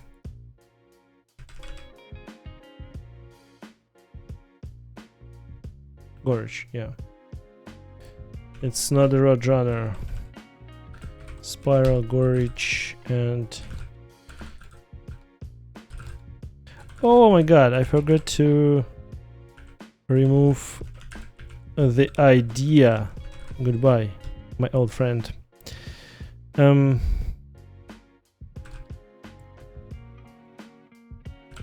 CRC, OS pipe, move Unix.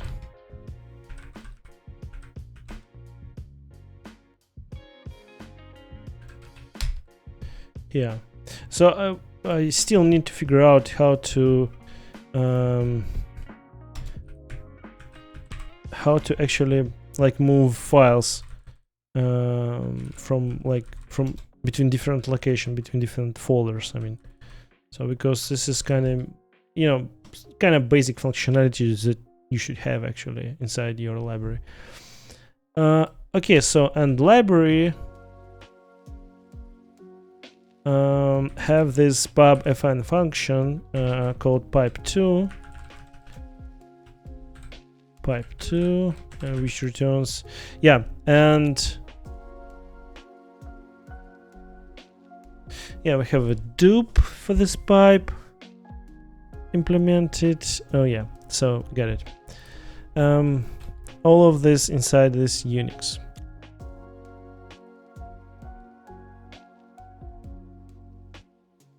Okay, let's I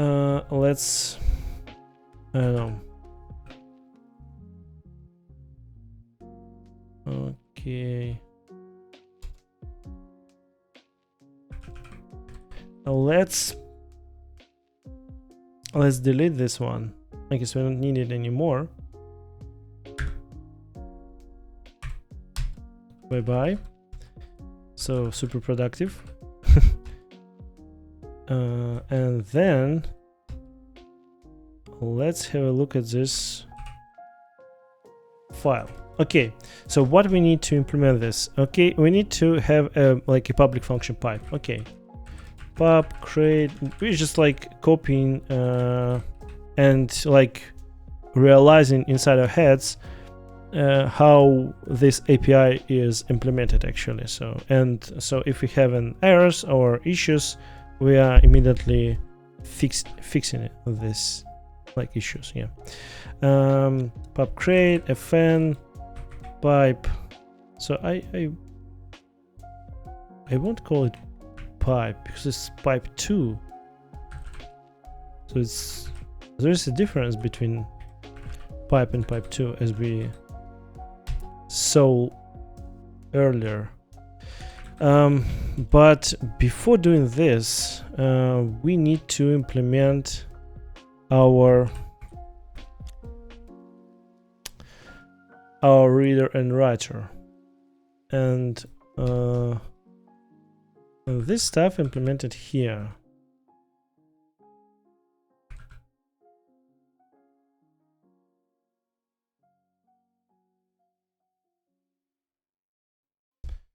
Inside the library.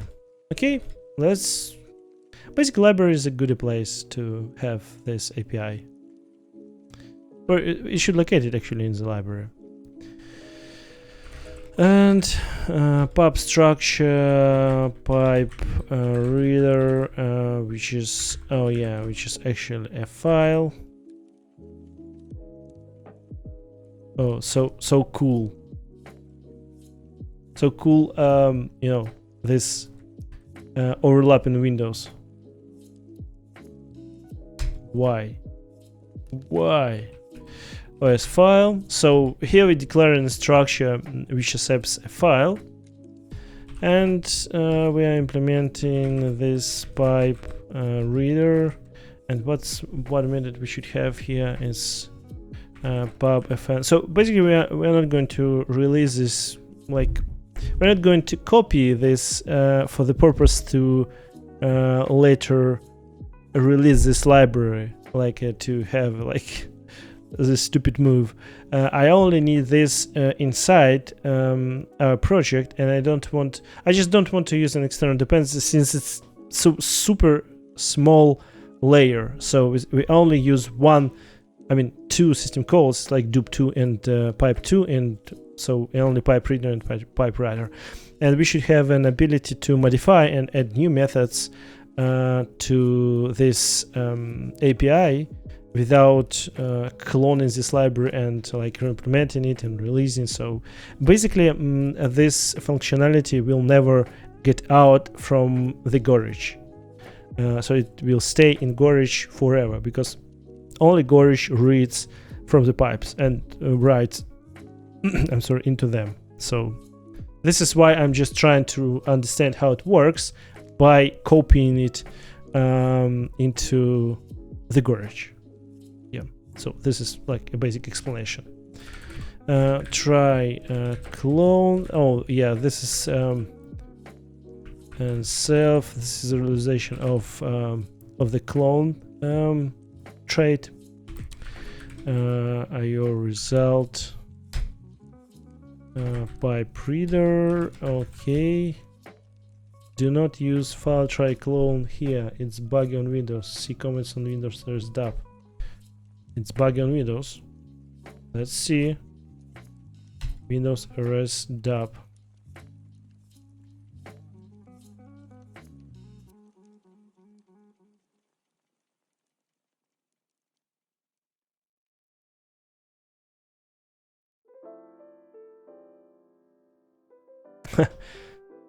Yeah, so I previously I realized that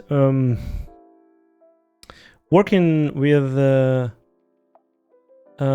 so for example, if you have a process and Windows, if process so started and immediately finished before returning to you, before returning from the like super low level OS system API to your API, which is also like treated as low level, like fairly, and so on Linux you'll likely get into the race condition between closing and opening this pipe file descriptors. Instead, Windows smart enough to prevent this case if it's and it checks this file, and if it's not opened, it will not return to you. Will prevent added logs from your side. So I guess this is what this dupe is about.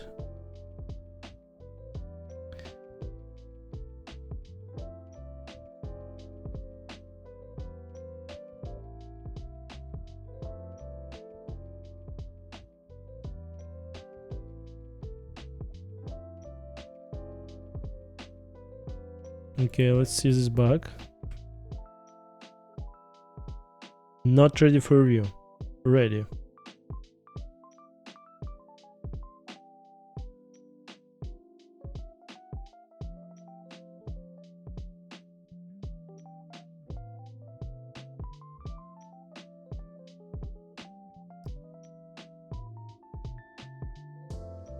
See also this comment. So it's kind of interesting to dig into all of this kind of stuff low level, you know? And it's, I think, it's very educative. Asking 3.5 years after the fact. So, does anyone know why we said inheritable true here?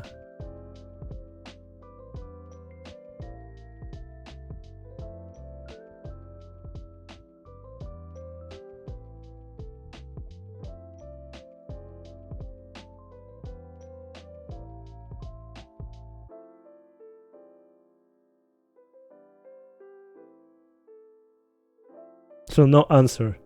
So asking 3.5 years after the fact, so no one answered.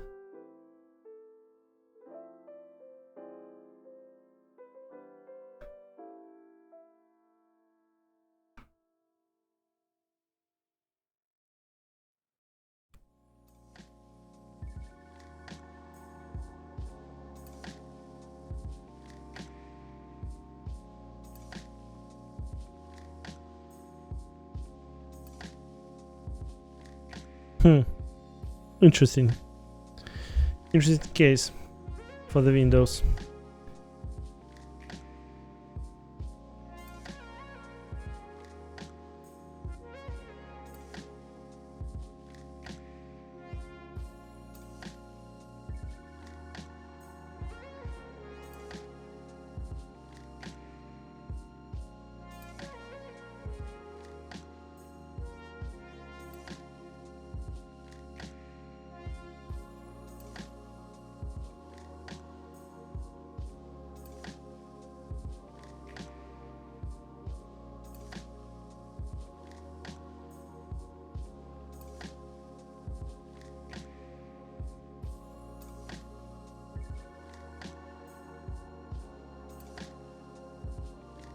Oh, so they are fixed this behavior.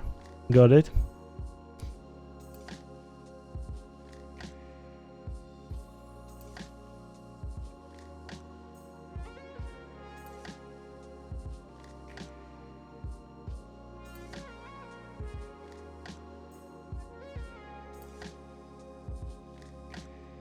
So it changes, yeah. inheritable files.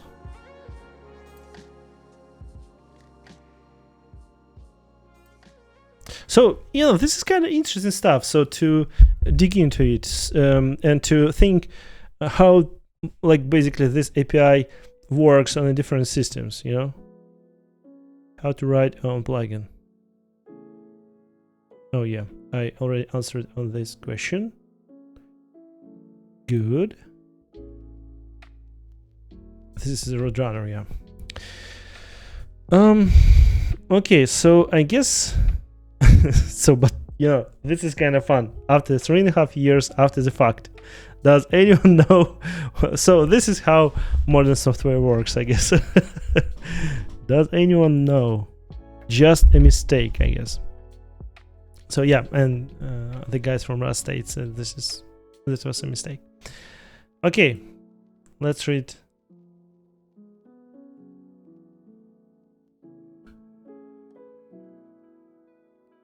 Yeah, so this is definitely the case. I heard about this on the Linux and Windows systems. Yeah.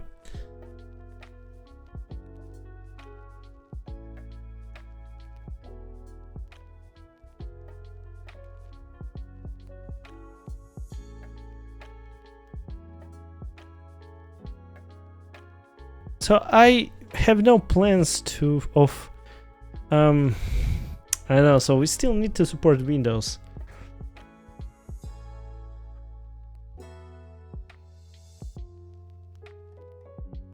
Okay, so but we don't need to do this at this moment. And yeah, and basically, yeah, sysdub is used to duplicate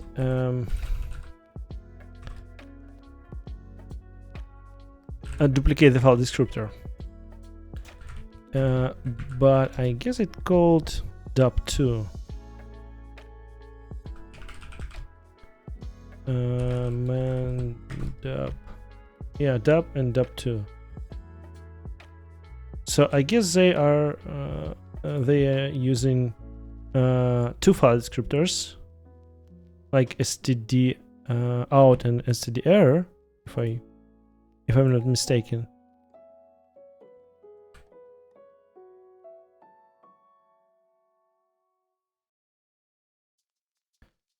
And drop, so wrapper.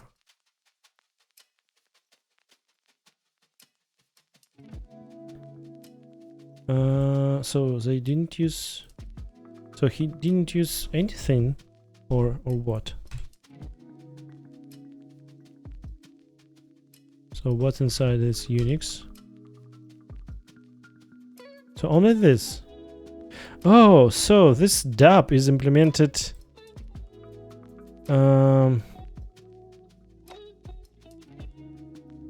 Is implemented by themselves. This is not a system call to dub.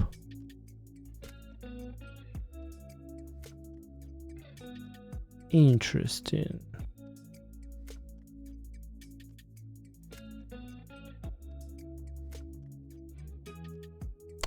What's a pass to this?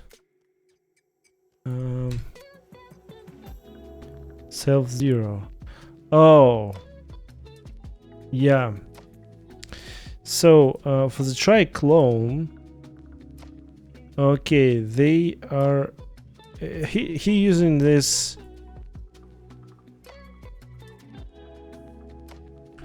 I guess we don't need this brackets.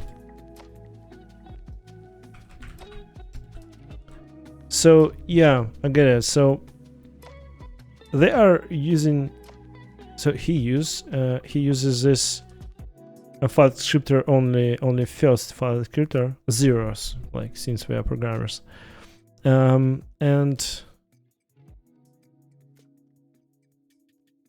so yeah, so this is not a dub system call from libc. This is just wrapper as raw file descriptor. So since we have this raw file descriptor and these ones, so they are raw file descriptors, and temporary file from so this only uses the, let's say, save API instead of this man and drop, because man and drop uses the save also, but we need to to create a file from the raw file descriptors. So this is not dap2. Now I get it. So this is just dap pub fn, pub create fn dap. Yeah, and we are using here generics.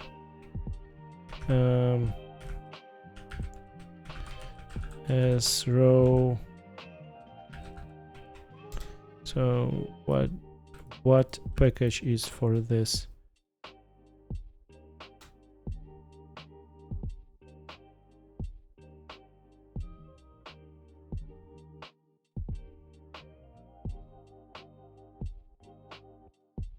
Row rs.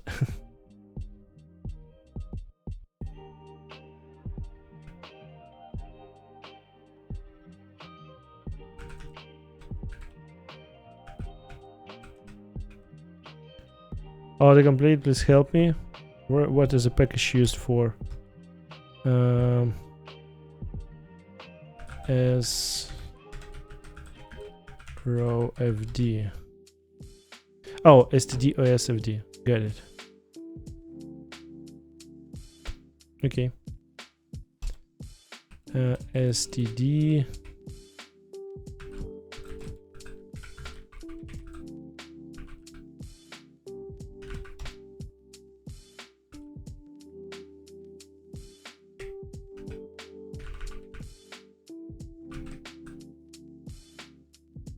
Oh, it's only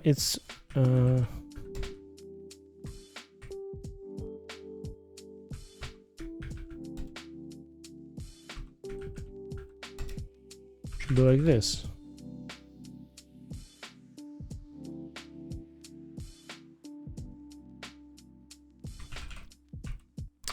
Yeah, and this is not a wrapper actually. This is file descriptors, like from my point of view. Yeah, and IO result and file. So this is just a copy. And let file descriptor is fds s. Sorry.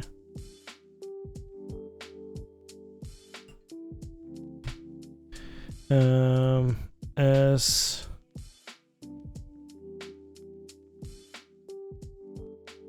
where is my autocomplete? So yeah, I know where is it. Let's see. As we see here, Rust analyzer. So if you use a lot of projects and switch between them often, so Rust analyzer just hangs on like indexing all of this stuff, and you have to wait a little to give the ability to Rust analyzer to like index everything.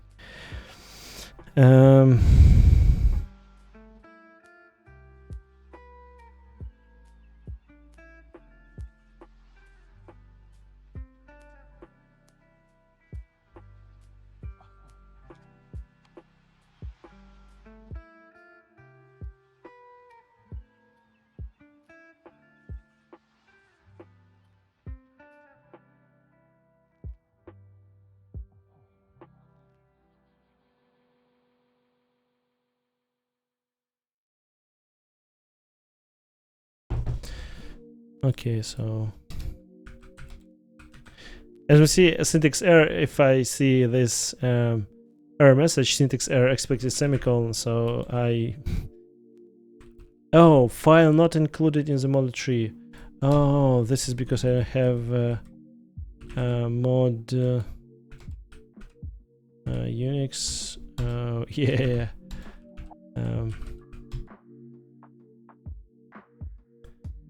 And okay, I don't need this.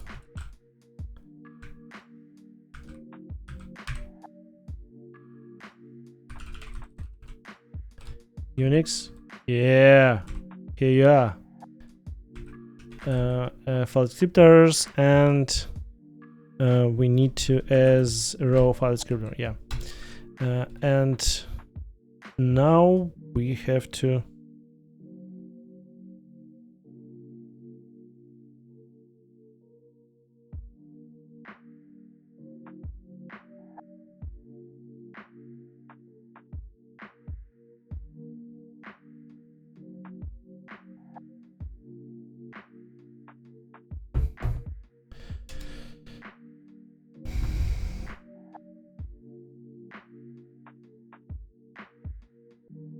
sorry guys, need to answer.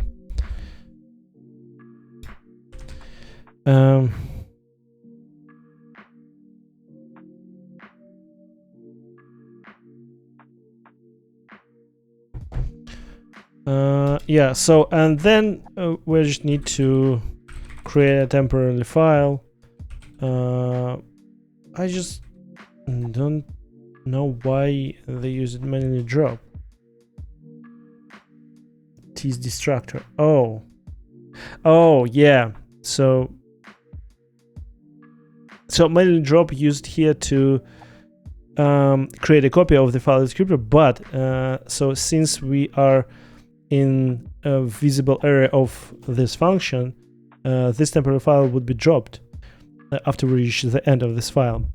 But we don't want to do this since we are like producing a copy. Yeah. So nice move. Got it. So we need to use a manual drop. Yeah, correct. New, and since we are using this file from raw descriptor, so we need to use the unsafe API, a file complete.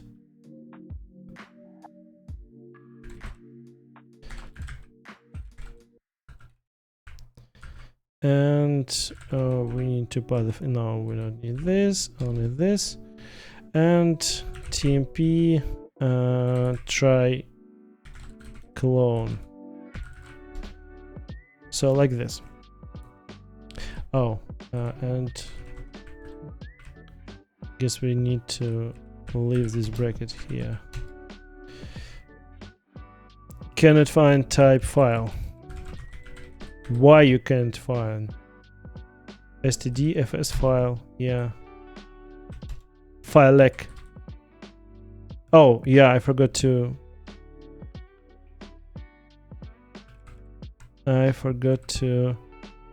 declare this import. Okay, file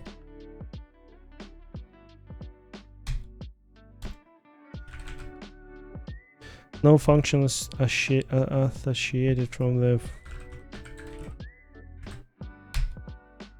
yeah. Now feeling good? Nice. Okay, so this is basically easy to understand thing. What we're doing here. So first of all, we are passing generic here. So since we can, like, this is, I know this might be used as generic, but like it looks good. Here we are passing the file descriptors, especially these ones, what we created here on pipe2clo-exec function. And so to actually to duplicate them, we have two options here. So first option is to use dup2 system call, and the second one is to use our API, just represented in Rust. First of all, we only need to represent this as raw file descriptor, and that because we are using this as raw file descriptors to check that the F type supports as raw file descriptor. And then we just needed to manually drop it, because after we get out of this visibility of this function, the temp would be dropped, and we can't return basically this TMP, because it's like reference to the like destroyed frame. And yeah, and that's why we are using this manual drop. And I guess somewhere after we close this process, we have to manually use the drop function, drop, like this.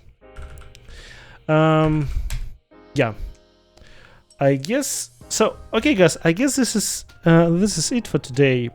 So we wrote not very much, but I'm still on vacation this week, and we're going to work on this behavior. So by the end of the week, I expect to finish implementation of this like pipe tuple exec, dub, and all of the things to read and write, and have a working prototype which works on on which can wait and basically kill at the same time for the process. So this is the end goal to achieve. And also I'm already started to investigate the SAPI. And also do not forget, guys, we are going to be on this conference called PHP Summer.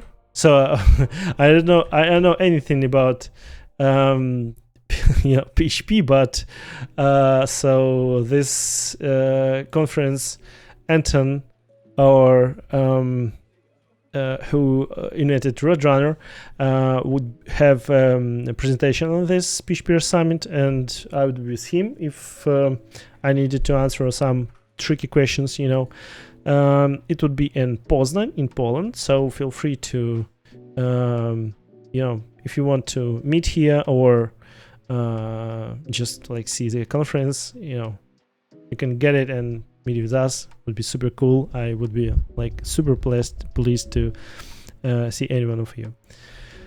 Okay, guys, thank you very much for being with me. See you tomorrow, like as usual, on the evening.